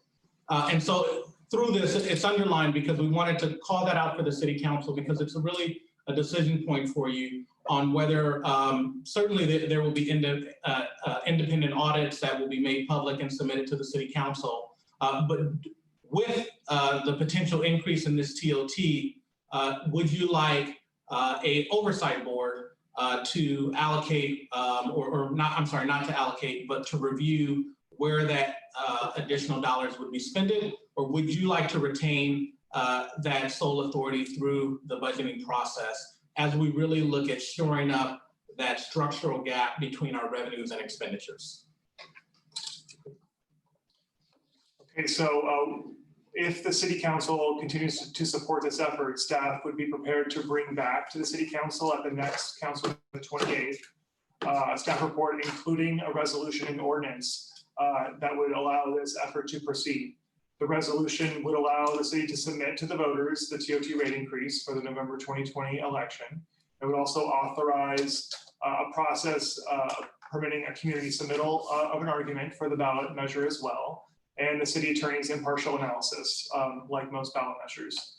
The ordinance itself would feature the rate increase from 12 to 4%, and it would continue to allocate those proceeds for general purposes that was indicated in the ballot question itself. And it would also indicate that the effective date of the new tax rate would be March 1st of 2021. So just wrapping up tonight's presentation, again, the request to City Council this evening is just to hold a study session and to request that the council provide direction to staff regarding submitting to the voters in the upcoming November 2020 election a City of San Bruno recovery and reinvestment measure, increasing the transient occupancy tax. And before I turn it over for questions, I wanted to just run through a brief timeline of the upcoming election cycle. And the first item on this list here is actually a meeting that was held by city staff with most of the hotel operators in the city of San Bruno. We held a business roundtable meeting with the hotel operators last Friday. And during that meeting, the city manager provided a brief fiscal overview and outlook of the city of San Bruno. And we were able to listen to the hotel operators in regards to the changes in their business, particularly during shelter in place, and just listen to what concerns or questions they had regarding the potential TOT rate increase. And during that meeting, the hotel operators did request that staff bring back to the city council a potential phased approach to the TOT measure, which would increase that rate over a period of time up to 14%. And so staff wanted to convey that feedback to the council at this time. And so, for example, if the rate were to be phased starting at 13%, that would be in effect for a year and then increase to 14% thereafter. The fiscal impact of that would be approximately $185,000 less of revenue each year. And so if you were to phase that rate from 12% to 13% to 14%, it would just proportionally reduce the amount of TOT generated. Tonight, we are having the study session, and then with council's direction, we would come back to you at the next council meeting requesting your action to place that on the ballot for 2020. We would then, if that were to be approved, we would remit all the required documents to the county to be included on the ballot. And then over the next few months, a variety of community outreach and education efforts would be underway. Election day would be on November 3rd. And if the voters in San Bruno approved, the new rate would take effect on March 1st of 2021. And that concludes our presentation. We'd be happy to answer any questions. Thank you. Questions from colleagues? To the chair. Vice Mayor Salazar. Thank you, Mr. Mayor. So just a couple of quick questions. For starters, the amount that's stated on the ballot language, so that would be the amount that we anticipate getting on year one, rather than looking at a number that is the perceived run rate in normal times. And I'm wondering, why would we want to do that versus stating that it could generate up to a certain amount based on projections? Before that's answered, City Clerk, did we lose Councilmember Mason? Yes, and I'm trying to bring her back in. It's just giving me some trouble here. Just 1 second. Okay, can we just, Vice Mayor, if we can pause on the response? And I think I got her in. Let's see if she pops up. There she is. okay, and I see her back. Okay, City Manager, to the Vice Mayor's question. Sure. So the Vice Mayor's question was, the ballot question lists the estimated revenue that would be generated, approximately $370,000. Now that is reflective of the economic recession that has been triggered by COVID-19. Pre-COVID-19, the estimate was 500,000. And so the question is, why does the ballot question say the lower amount? And that's just because we wanted to err on the side of full transparency and reflecting today's estimate based on today's economy. We do not know when the hotel industry will fully recover. And we did not want to open ourselves up to any potential allegations that we were overinflating the amount of revenue that could be generated. And we're in a recession. And so it was essentially erring on the side of caution.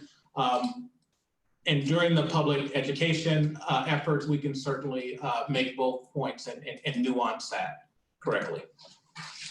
Okay. Yeah, and the rest of the language is a little awkward, like ballot measures tend to be. And I know that there's a lot of considerations in this, and and you have word limits and everything. So it's hard to read for me, but I know that you're addressing certain concerns and you're trying to be as transparent as possible. So, I mean, I think overall it should work in combination with some information that could be provided to the voters. Regarding the oversight, I don't think that oversight would be required. I mean, I mean, we're adding to a tax that's already being collected, and that part of it is not being scrutinized separately, and so it's going into the general fund, and I think it would be appropriate to just have it go in there and have us review it as part of the regular budget cycle. So I don't think that's necessary. And then regarding the comments from the business owners and their preference to ramp this up, I'm wondering, would it be possible if we were to approve this, does the council still retain the ability to move that dial back if we're seeing that we're having some negative impacts to our businesses? So say that we do approve the 14% without any language saying that we're going to start off with 13 and move to 14. Could we, from the city council standpoint, still say, no, for the first year or the first 6 months, we want to stay at 12% and then retain that ability to go up to 14 with the voters' approval? City Manager? Yes, that is true. The language in the ballot question essentially will be a maximum authorization of 14% from the voters, and the city council can reduce that lower and step into it and still be in full compliance with the voter authorization. Okay. All right. Thank you. Those are my questions. Councilmember Davis? Yes, thank you. I actually really like that idea of being able to stagger the percentage. I mean, I can't imagine being a hotel owner. In fact, I've been communicating with a lot of hotel owners over all throughout California because we're all struggling to pay their water bills. And it's difficult, extremely challenging times, and I don't see the economy turning around for a while. So I can imagine how they would feel about knowing that this is coming. So I would be very interested in some sort of staggered percentage up to the 14%. I did have a question. What about City of San Mateo? I see that they're interested. What is their current TOT tax, and does anybody know what they're thinking of increasing it to? Yeah, through the chair, I believe their Yes, current Director. I believe their current TOT is 12%, and I believe they're looking to raise it up to 14%. But I cannot confirm that because they're in the same timeline that we are conferring with the City Council about obtaining Council's direction about how to proceed with the ballot question. Okay. And then South San Francisco has a $2.50 conference tax per room. What's that additional cost about? I believe that additional cost is for I believe their hotels are set up to have a number of conferences because they're a lot larger hotels. And so they have a separate tax that goes into a separate pot of money to use for that is generated for conferences. Okay. So like the city of San Bruno gets TOT revenue from folks that stay at our hotels. And then in South City, there's a separate tax that's a separate revenue source that's generated for South San Francisco for conferences. Again, I can't confirm the details of that, but that's my understanding of how that tax works. That works. Thank you. Those are my questions right now. Any other questions from council? Councilmember Medina, and then Councilmember Mason. Yeah, I agree. Language is just all over the place, but it seems that's some English major somewhere that's turning over in their grave. But okay, the oversight, I believe that I'm okay with the council making the final call on that. I believe that the ramping is an acknowledgement to our hotel operators, and I'm open to that as well. So the numbers are 61%. Is that right? That's what the number I jotted down for current approval for that March 20th survey. Yes, Councilmember Medina, that's correct. All right, thank you. Councilmember Mason. Is there any reason we couldn't maybe have like the Park and Rec Commission review this, since facilities is included in this ballot measure? That way we don't have to create a new committee, have a new staff liaison. You have an existing commission who also I think has needs and might be a good partner for this particular endeavor. So the city council can identify any body to be a recommending body or an advisory body for this tax measure. This will be a general purpose tax and could be used for any general purpose need. And so if the city council wanted a body, the Citizen Revenue Oversight Commission, which is what we casually refer to as the Measure G committee because it was set up for Measure G, would sort of be the most sort of overarching body. But again, this revenue source was always talked about as helping the city close that structural gap between revenues and expenditures and to support the general fund, which is truly distinctly different from a lot of the conversations around Measure G, which were largely centered on roads, but additional or specifically being additive to what the city was already doing. Yeah, so I'd be fine with Measure G. I do think that there needs to be a pass through. It's $500,000. And I think it would be great if we had an existing committee, not a new committee, but review an annual audit or whatever it may be.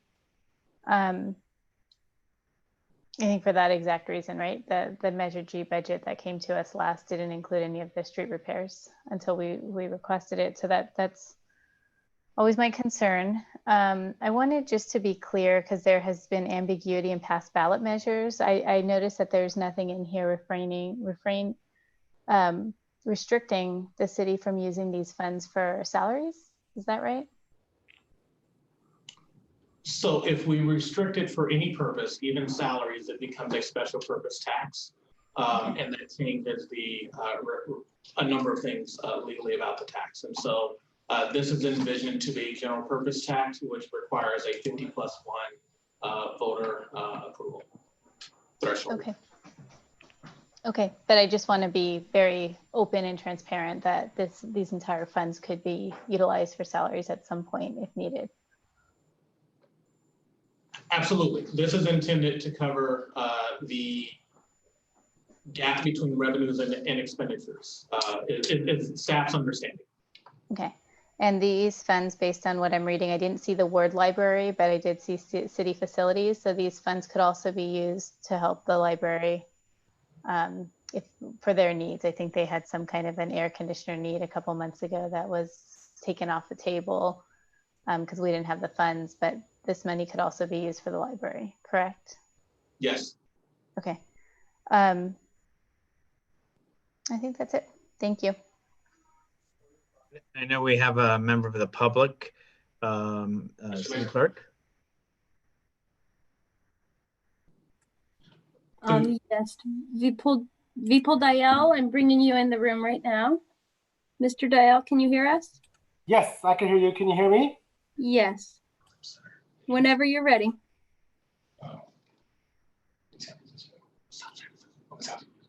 Go ahead, sir. Mr. Dayal?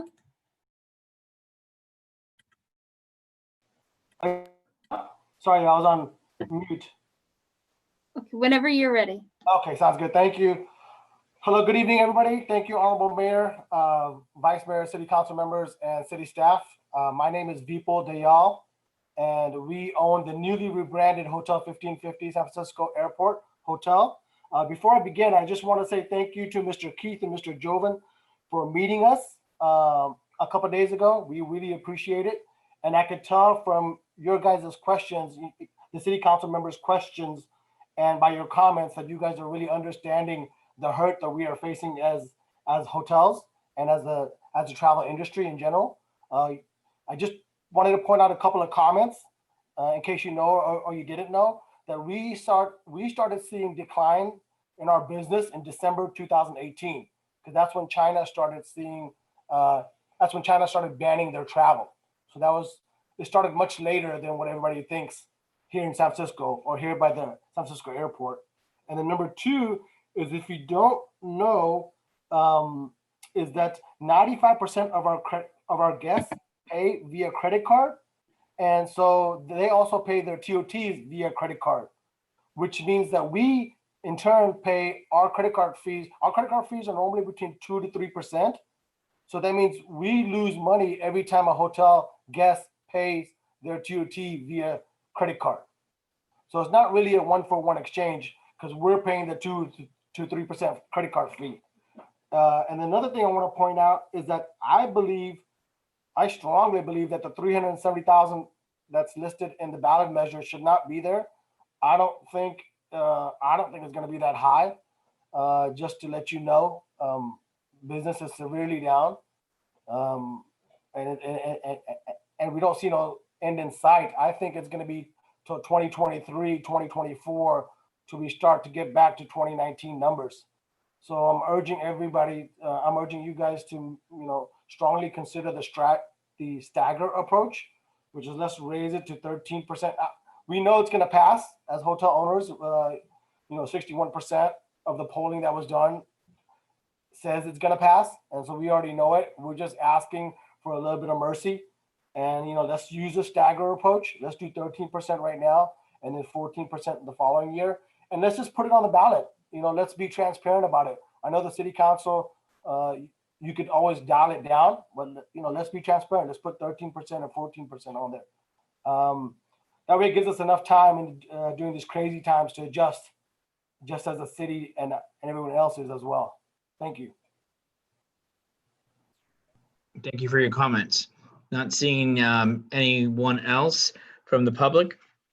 Bringing it back to council. A couple things that were asked, but one is having a dollar amount placed within the ballot. Now, when we started to discuss as far as a tax for cannabis, there was discussion of there was a dollar amount, then it was said, well, or suggested, but then not to put it because how do you really know, right? There was no really guarantee, and we wanted to try to give a realistic number. So what's the thought on that? Mr. Mayor, if I may. Please, So City Attorney. Does require that there be an estimate of the amount of revenue to be generated by the tax. That estimate could be zero, or it could be like it was for the cannabis measure, or it could be a different number like it is for this measure. Okay, so, but we chose, if and correct me, not to put a dollar amount on the other potential measure. The estimate, the other ballot measure says it's not expected to generate revenue initially. Okay. All right, so that's the clarification, is because it doesn't exist, so therefore it won't generate, so that's why that's not there. Right. And I know it was asked about facilities. So facilities in general, whether it's as Councilmember Mason brought up at the library, but it's also the cooling and other situation that the PD is facing at that facility that could possibly be funded. It could have been for better security with here at City Hall when it starts to open again. Those type of dollars could be utilized at any of our facilities, right? Yes, sir. It could be used for both capital and operating costs. Okay, thank you. Other questions or comments from my colleagues on this? And again, it is just a study session, so we're not looking for motions or seconds, but just direction for staff. Councilmember Medina. The $370,000 number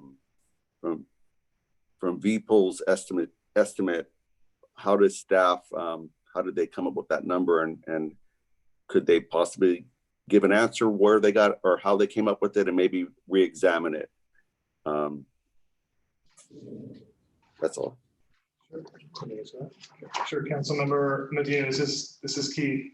And so the $370,000 estimate was based on the fiscal year 2020, 2021 adopted budget for the TOT revenue for the city of San Bruno, which is approximately $2.1 million, which again is approximately 40% less than what was being estimated in fiscal year 1920. And what was being estimated in 1920 was again less than what was previously our sort of run rate of actuals at over $3.8 million annually prior to the economic downturn. So it's based on our 2021 adopted budget.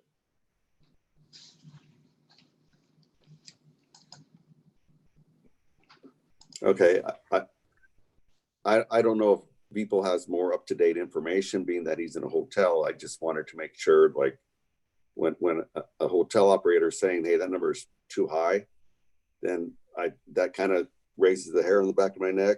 Like, our whole budget wise could be off, but these are estimated budgets, and I just wanted to highlight that, and it is a study session, so we can go back and maybe look at some numbers from when you met with the hotel operators. Did they give you like their current reservations and how things are going for them when you talk to them?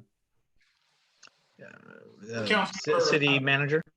Sure, Councilmember Medina, we had a very robust conversation with the hotel operators on Friday the 10th. In addition, I have been individually calling hotel operators and having discussions with them, as well as a lot of analysis went into the development of our 2021 budget and the projections for TOT, in addition to looking into estimates of what we think would occur in San Bruno, also partnering with neighboring municipalities up and down the peninsula, looking into hotel operations. And, I do understand that, we had one hotel operator, Vivo, tonight, who said that he thinks that estimate is high.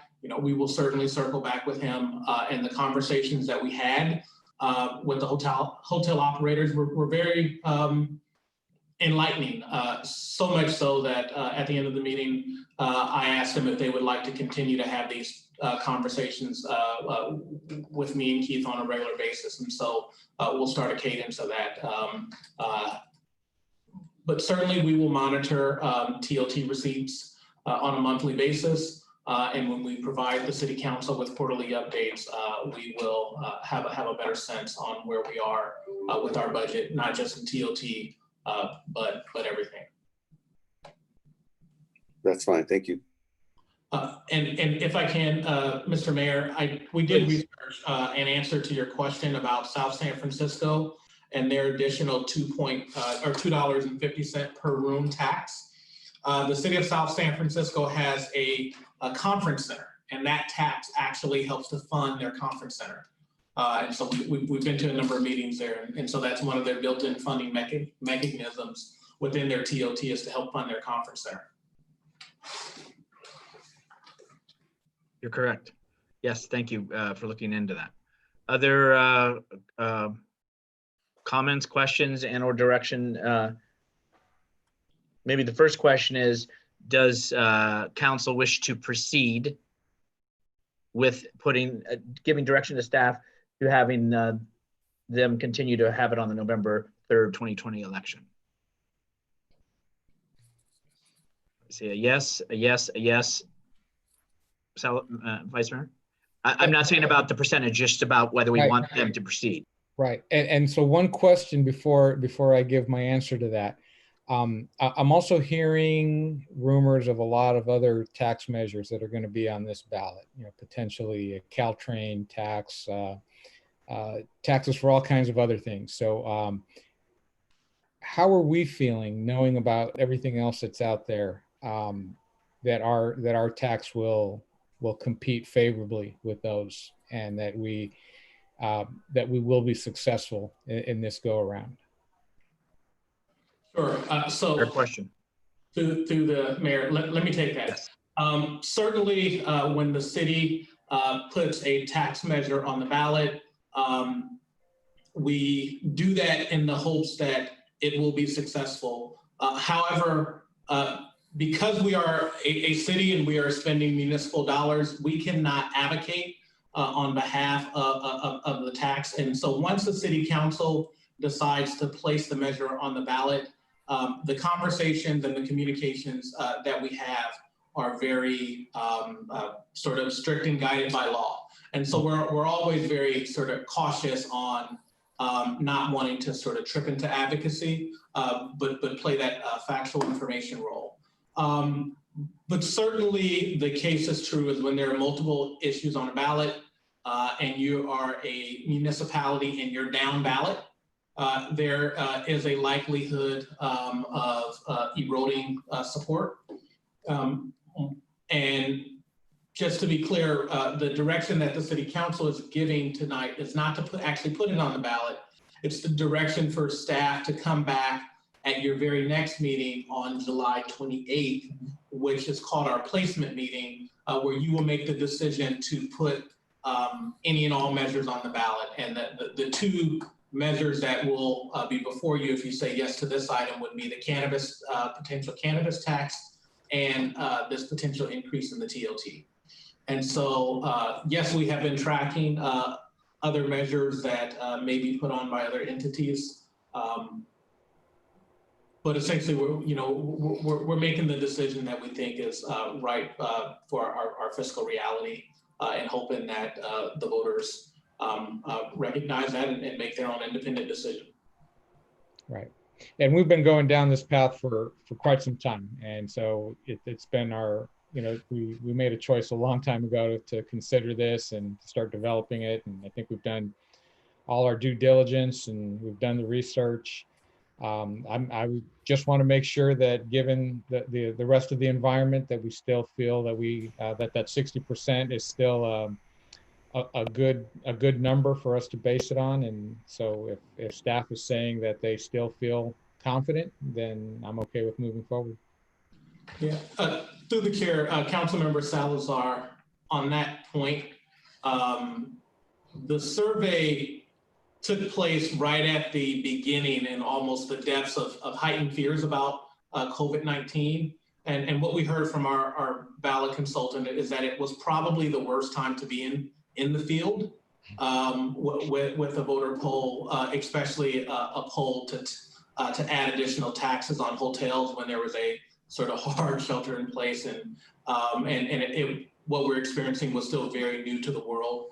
And so the fact that we were surveying then actually gave them some more confidence in the poll results, knowing that it was probably the worst time to be in the field with a poll. Okay. Okay, so what I'm hearing from the 5 is to proceed forward with the TOT tax. I think I also heard numbers can be double checked as far as that amount of potential income for the ballot.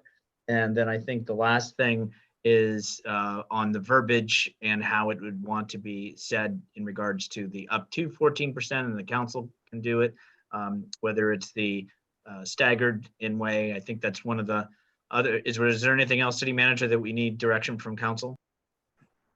The oversight, whether the council wants to have a oversight board.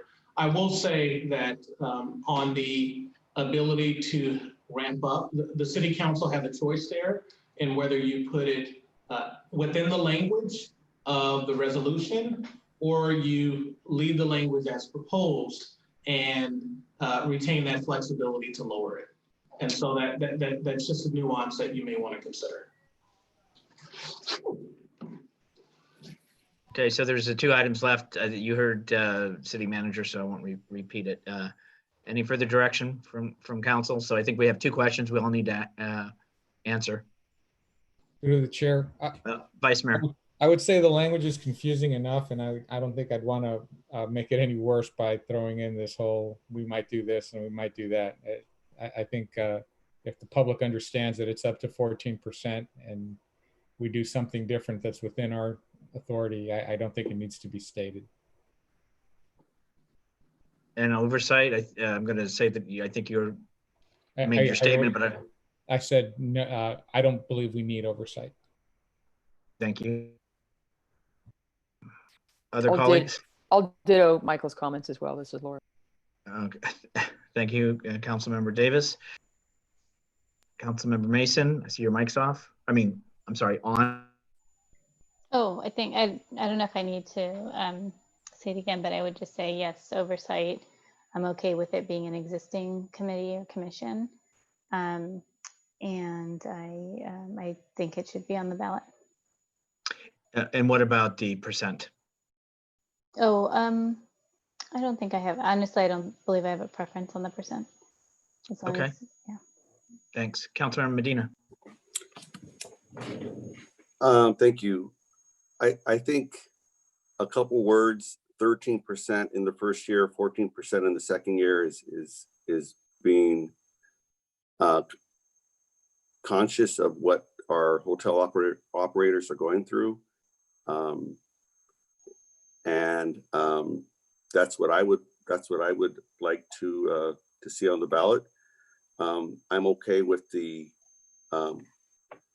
oversight being by us and not having to have it go to another agency or oversight commission. Okay, thank you. For myself too, the current up to 12% has been through the general fund and through the normal recourse, which we do have a CAFR audited annually. I don't know that the existence of 500,000 when it's projected or it has been at 2 point something to put that on an oversight. I don't know that that's needed at this point, and because it's not specified to going toward a certain element. For me personally, on the verbiage, I don't want to make it more confusing.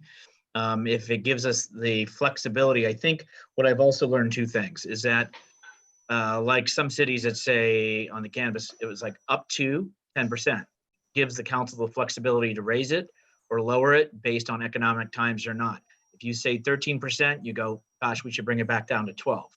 But you can't. We have to go back out to the vote of the people. And please correct me, City Attorney, if you wanted to do that because it got worse. And then you have the latitude to bring it up. So am I correct on that?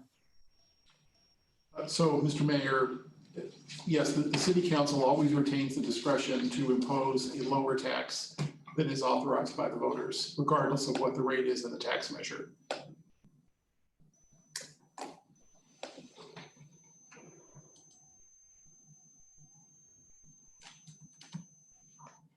Muted myself. Sorry. Oh, okay. You know, I don't have, I do want it on the ballot. Yes. I think we've already said that. I'm not, I think it can do both things. If it's up to, the council still can say 13, but it leaves us latitude or lower it. I just don't want to make it more confusing either. That's my only concern. I'm worried about all the verbiage already. City manager, finance director, city attorney, do you have enough guidance or no? Yes. Thank you. Thank you very much.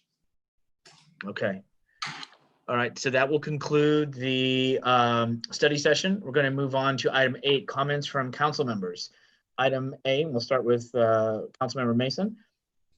Possible council resolution affirming the city's commitment to stand in solidarity with the Black community and condemn racism. Councilmember Mason. Okay, great. Thank you, council member, city manager, and city attorney, and everybody who's still on this meeting right now. So recently, Brisbane passed a similar measure through their city council as well, and I think San Bruno's in a position to do the same, given the diversity that we have in San Bruno. You know, we talked about our commitment about, I want to say at our last meeting or maybe 2 meetings ago, to equality and to justice. And the reality is that a lot of things happen and a lot of words are spoken, but it's forgotten about shortly after an incident or shortly after, you know, the news media's regular rotation. And so I think this is an opportunity for the city of San Bruno to continue the conversation around what is really happening. Unfortunately, I think it's focused solely on police and the Black community because the injustice that we saw with George Floyd is really the worst repercussion you can have, which is death, and you can't come back from death. But I think that this resolution is more than death. It's more than this extreme. It's saying that and reiterating that equality exists in so many different areas in our society. The National Institute of Health has said that Blacks are less likely to have health insurance from private employers than their white counterparts. The CDC has said that pregnancy-related deaths per 100 live births for Black women older than 30 was 4 to 5 times as high as it was for their white counterpart women. The CDC has also said that the death rate for Black infants is twice that of infants born to non-Hispanic white mothers. The Brooks Institute most recently has released information regarding COVID-19 and said that Black people are dying from COVID-19 at the same rate as white people that are more than a decade older than them. And amongst those 45 to 45 years old, rates of death amongst the Black community are at least 6 times higher than whites. 6 times higher than whites, everybody. So what I'm asking tonight is for us to stand in solidarity on what I believe is really the right side of history, to say that we stand in solidarity with the Black community and we continue to be committed to condemning racism and working towards equality, which we're doing right now with our work around law enforcement. The chief has been, I think, very responsive. The city manager has been very responsive. They're working on a report for us. So this is really just continuing the message that it's not just what we've seen with George Floyd, it's making sure that we're equal in the most important areas in all of our lives, in healthcare and education, and in our really civil liberties. So thank you for that. Thank you, Councilmember, for your words. Are there any, so obviously it is on the agenda, so we can have open discussion and dialogue. And I think the Councilmember has brought forward a proposal and is seeing if there's willingness or And I would think she's also, I'm sure, open, like, does it need to include this or not or whatever, but it's an open dialogue. So Councilmember Medina. Yes, I'm in support of this. It was one thing, a great thing to have a statement that was read by, collaborated by all of us and then read by all of us. I think this takes it to another level with the resolution, with strong supporting language. And so how we come to write this, I'm also open to it, and Linda did a great job before, so this is her idea, but I'm backing it. So however we need to get there. Thank you. Thank you. Any other comments from council?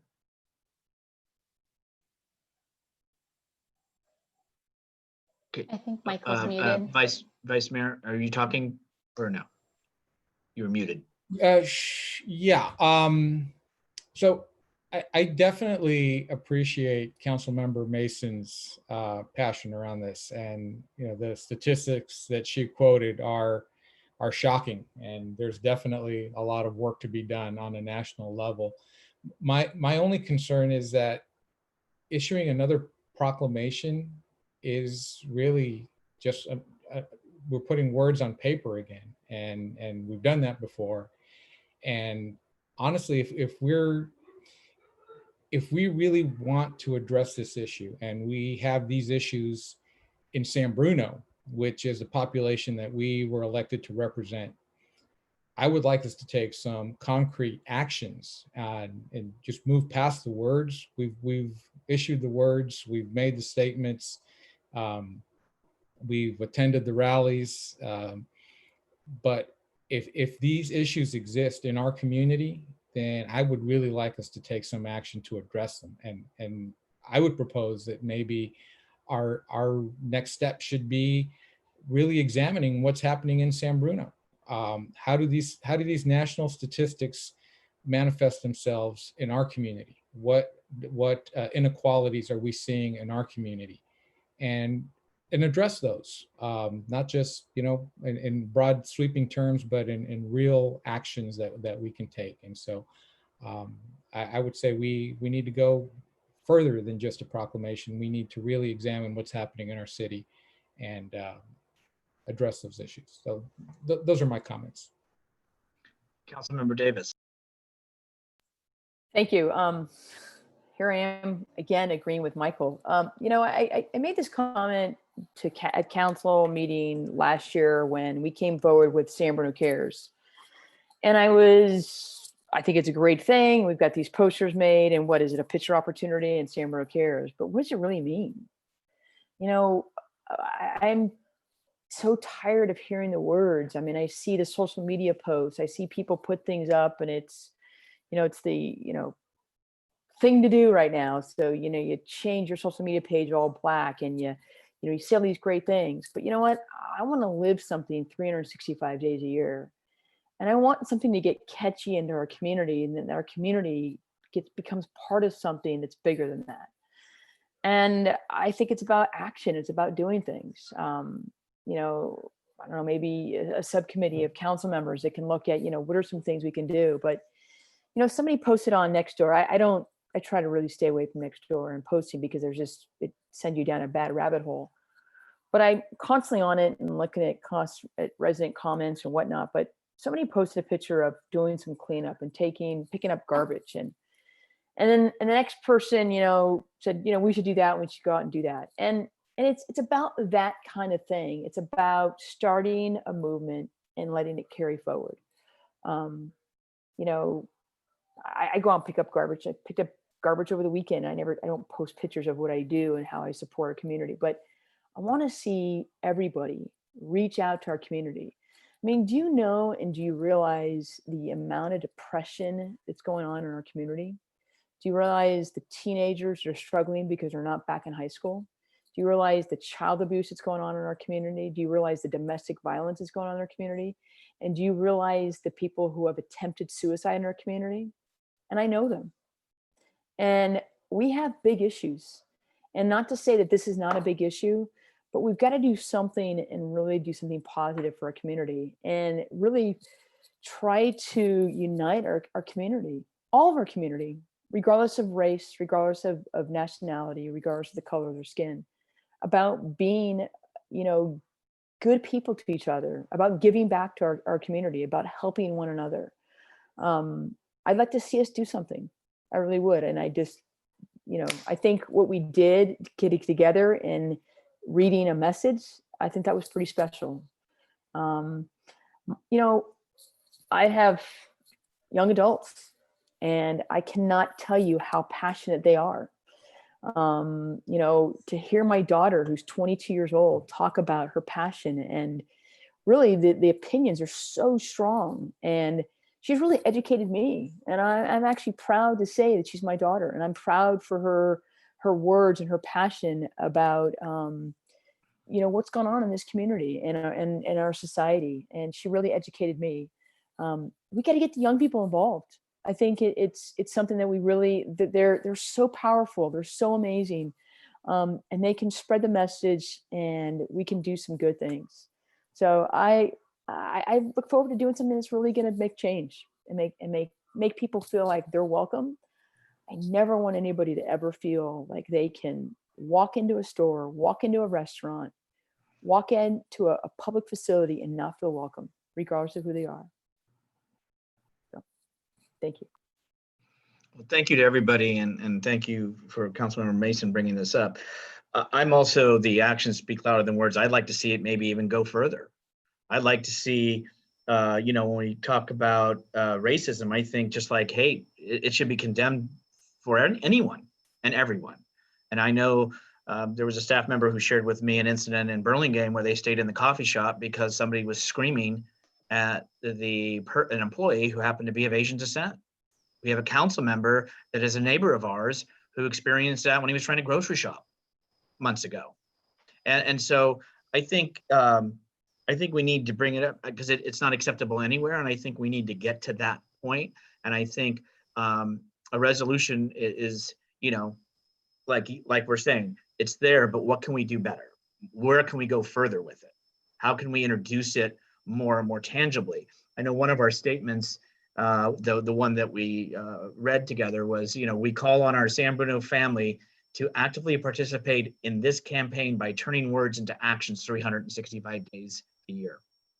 And so I would like to see if we can't, again, collaborate, maybe start with a subcommittee and start to find a way to, you know, with school being virtual too, potentially, some of it, you know, maybe we can help introduce something. Maybe there can be something that's done. And I agree with Councilmember Davis. The young people on my block, you know, somebody had Black Lives Matter, then it became here. And then I gave the poster, we stand against hate. And so that came up. And maybe those are minor things, but that's just starting to meet your neighbor. That's starting the dialogue. It's sending a clear message. And so I'd like to see us do something that is grassroots and grows.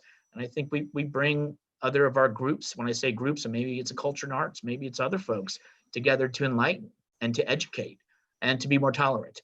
Because unfortunately, it is, for some of us, as we're maturing, you know, we haven't done it right. And so we need to look to the youth and them be the foundation that will lead us better than we are today. So those are my comments. Councilmember Mason. Yeah. Oh, and then Medina was first. Oh, Councilmember Medina. Thanks. So I think we're all right on this.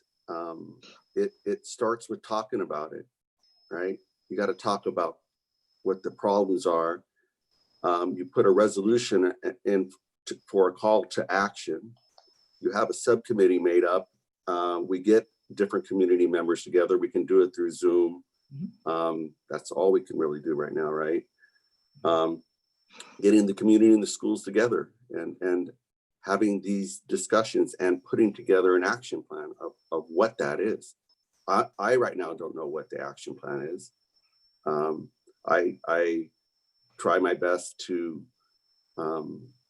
show my son to treat people the way you want to be treated, regardless of anything. Doesn't matter.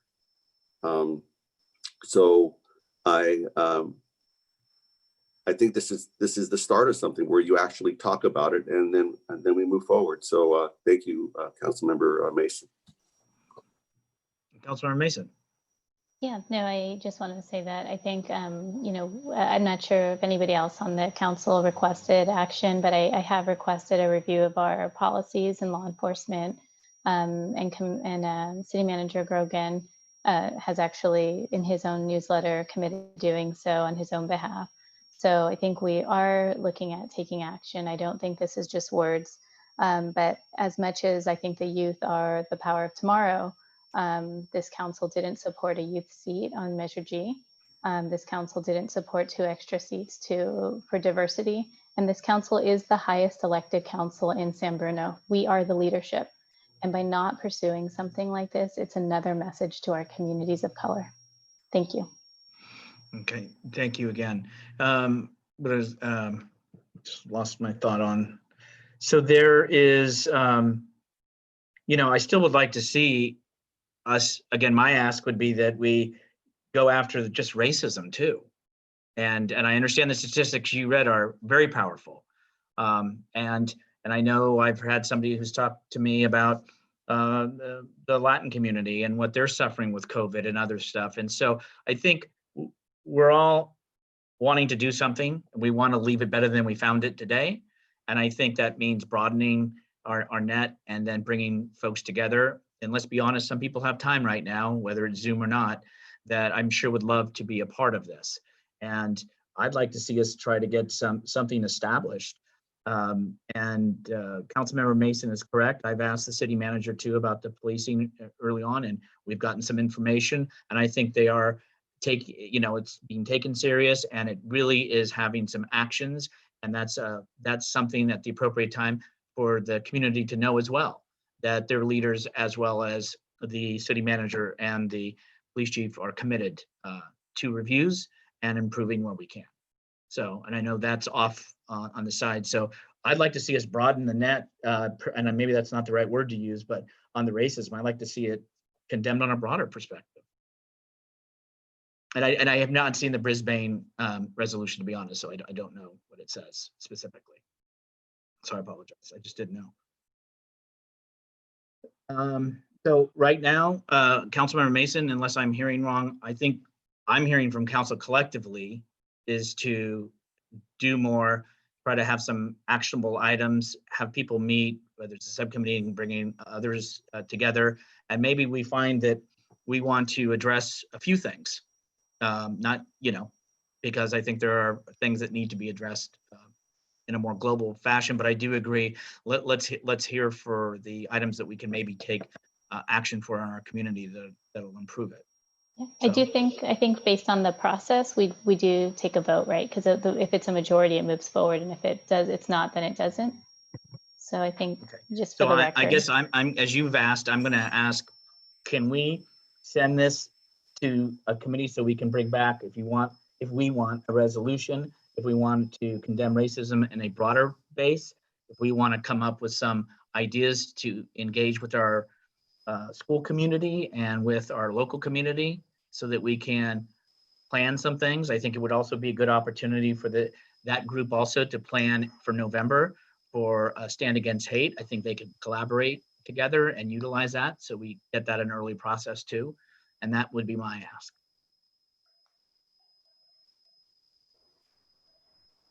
I suspect since you're moving it away from the original item, which was just issuing a resolution into forming a subcommittee, that probably would have to be agendized separately. I don't know. City attorney. I would have to ask the city attorney that. Guess who just came on? City attorney? There's a cue to you. Please. I think what it is if we want to try to establish council subcommittee can be appointed. That's not challenging. And there's an actionable item here. The question is, does it have to be re-agendized in order to appoint a subcommittee to look into condemning racism, supporting in solidarity with the Black community or other communities, and working on like United Against Hate, and working on community projects? So the answer is yes. It does need to come back to the city council to appoint a subcommittee.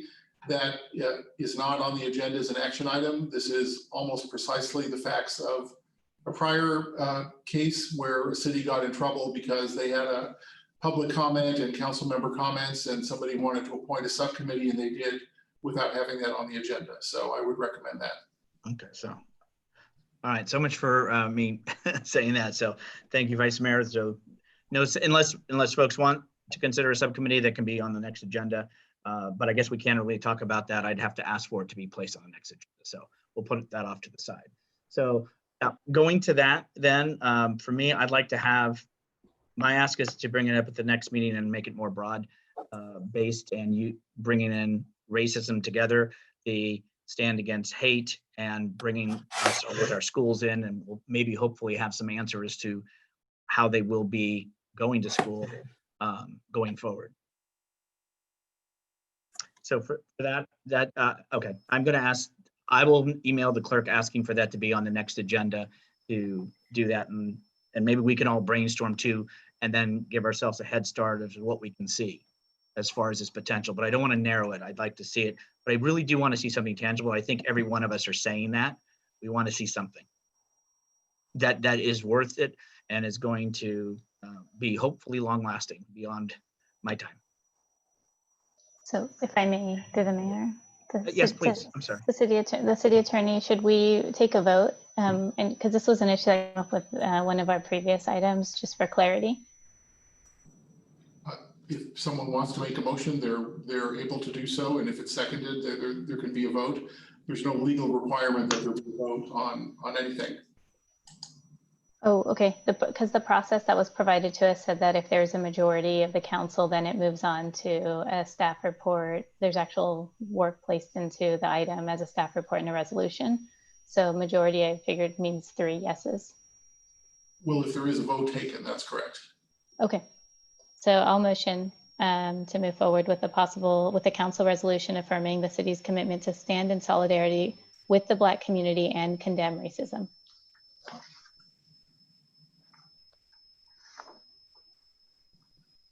Is there a second to Councilmember Mason's motion?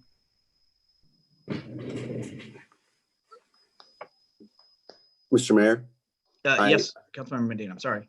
I definitely am in support of this. Just we talked about these other issues. So Linda, perhaps we could expand that and with the idea that we're going forward to have a subcommittee that we're going to talk about what we're actually going to do to agendize it, I think is what we're talking about. I think we just kind of got really narrow again, where I think we could do a lot more and actually get things.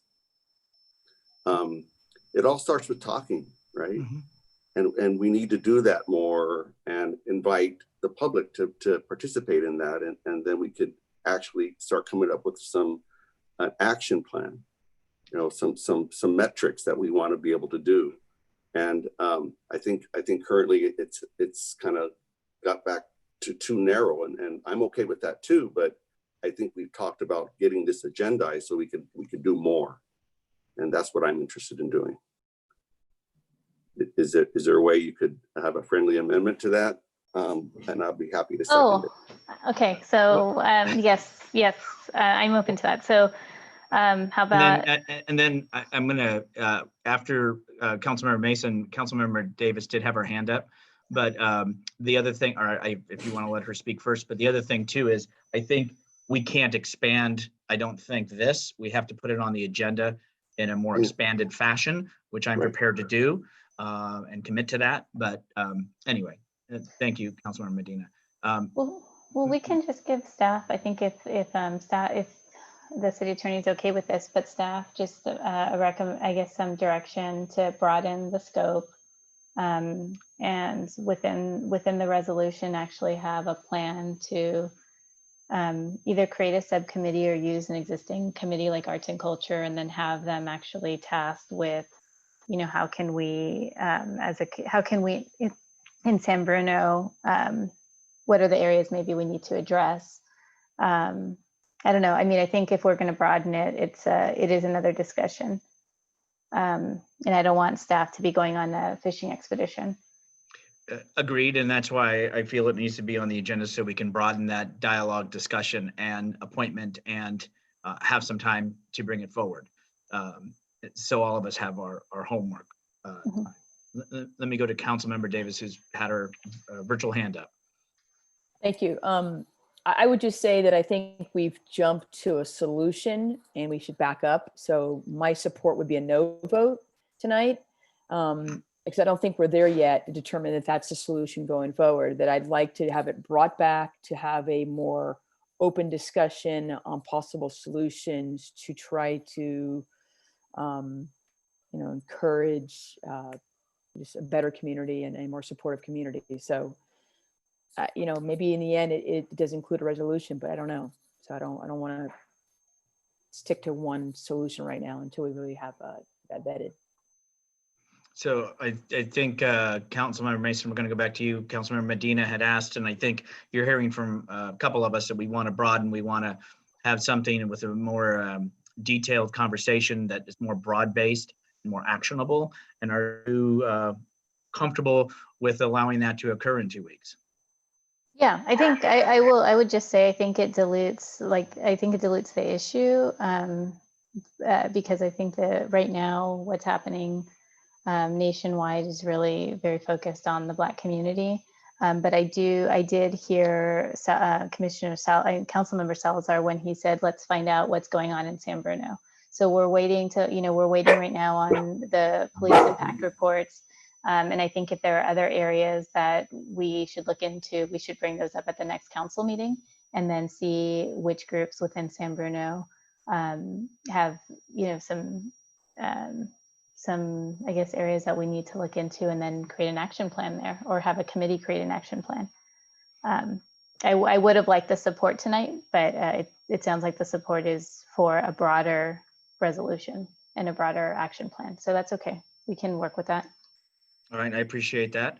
And I will go ahead and put in the email to the city clerk to put this on for our meeting on the 28th under council comments. All right. With that, I'm sorry. We're still on council comments. So Councilmember Mason, did you have any more comments from council? Yeah, I guess I just want to make sure that we're requesting some kind of a plan for the library and the Parks and Recs, and I think most of the council agrees. I don't think that's new. I do really want to propose some kind of a cleaning schedule as staff comes back to work. I know we're short-staffed, but for those of you who are still on watching this or who are going to watch this later, the city staff did an excellent job for providing a resource booklet probably about 2 months ago to every resident in San Bruno. And within that book, there's a particular page that addresses homelessness in San Bruno and the rules around homelessness with shelter in place. So now that we know that this is going to last longer, I just feel like for these two communities, it's really more of a burden than we anticipated at the beginning. And if possible, could we get on a monthly or a biweekly schedule to clean those two areas with some of our staff? Because if it wasn't for shelter in place, some of these encampments would probably have been moved by now. And then that's it for now. Oh, I'm sorry. And then just the cell tower, I have just a little note. I didn't know that all these applications have been approved. So just some kind of update on what's going on with cell towers, given all of the emails we received in the last 2 days. Thank you. Thank you very much. Councilmember Davis, did you have your hand up? Go ahead. I was going through my notes from last meeting and I forgot to email, but I wanted two issues. So number one is, I feel so bad for any resident that's living next to a homeless encampment. I can't imagine, the rats, the feces, you name it, the smell, the stench. And then your own safety, right? You come home at night, you're not even sure if you're in a safe environment. So anything we can do to help out those, I wholeheartedly support that. But I was reading my notes, and one of the things that I continue to think about and wonder if we can come up with a better solution is, so at the beginning of every meeting we have public comment, and residents take the time to either show up to a meeting or log into a Zoom, which I greatly appreciate. You know, we don't have all the answers. Although we feel like we represent the community, we don't have all the answers. And so those residents who call up, who actually voice their concerns, we don't have a response for them because we can't, right? As much as I want to reply to them, we can't. But it kind of triggered me tonight too, and when you gave the city clerk's email. So I was just wondering, since we're on Zoom, is there anything that we can like display so that when a resident is calling in or talking, that they can see, you know, to email your concerns or questions so that we could get staff follow-up. I would love to follow up with this resident that has a question and have a dialogue with them. We've gotten a lot of emails from residents about the library, and I've sent out a ton of emails responding to them, because it's not just the library that's affected. It's a lot of departments that are being affected. And so we don't take these decisions very lightly. But it would be great to give a resident a response who takes the time to communicate to the council about a concern or frustration that they have, that there's a process. So I don't know if we can do what we can do, because they're not now coming to the senior center. We can't actually go over to them and say, hey, can we get your phone number, or can we get your email address? Is there something we can do to sort of bridge that gap so we really can figure out who they are and find out if we can find a way to communicate with them? I just don't want their concerns and issues going unresolved. That's not good customer service. Thank you. Councilmember Medina. Yeah, I appreciate all the comments on that, and I'll withhold talking about it so we don't have a discussion about it, right? Because it's not agendized, and here we are at the end of the night. It's getting late, but excellent comments by all. We should figure something out on how to get back to people a little better. I just wanted to bring up, this COVID. I got tested at a couple weeks ago. It says I'm negative, so I'm glad to hear that. But you know what? That was 2 weeks ago, right? And so I just wanted everybody to keep that in mind, that it's just a snapshot, and the numbers are going the wrong way. And we all have to continue, not trying to cheat and get around it. Well, it's okay to do this.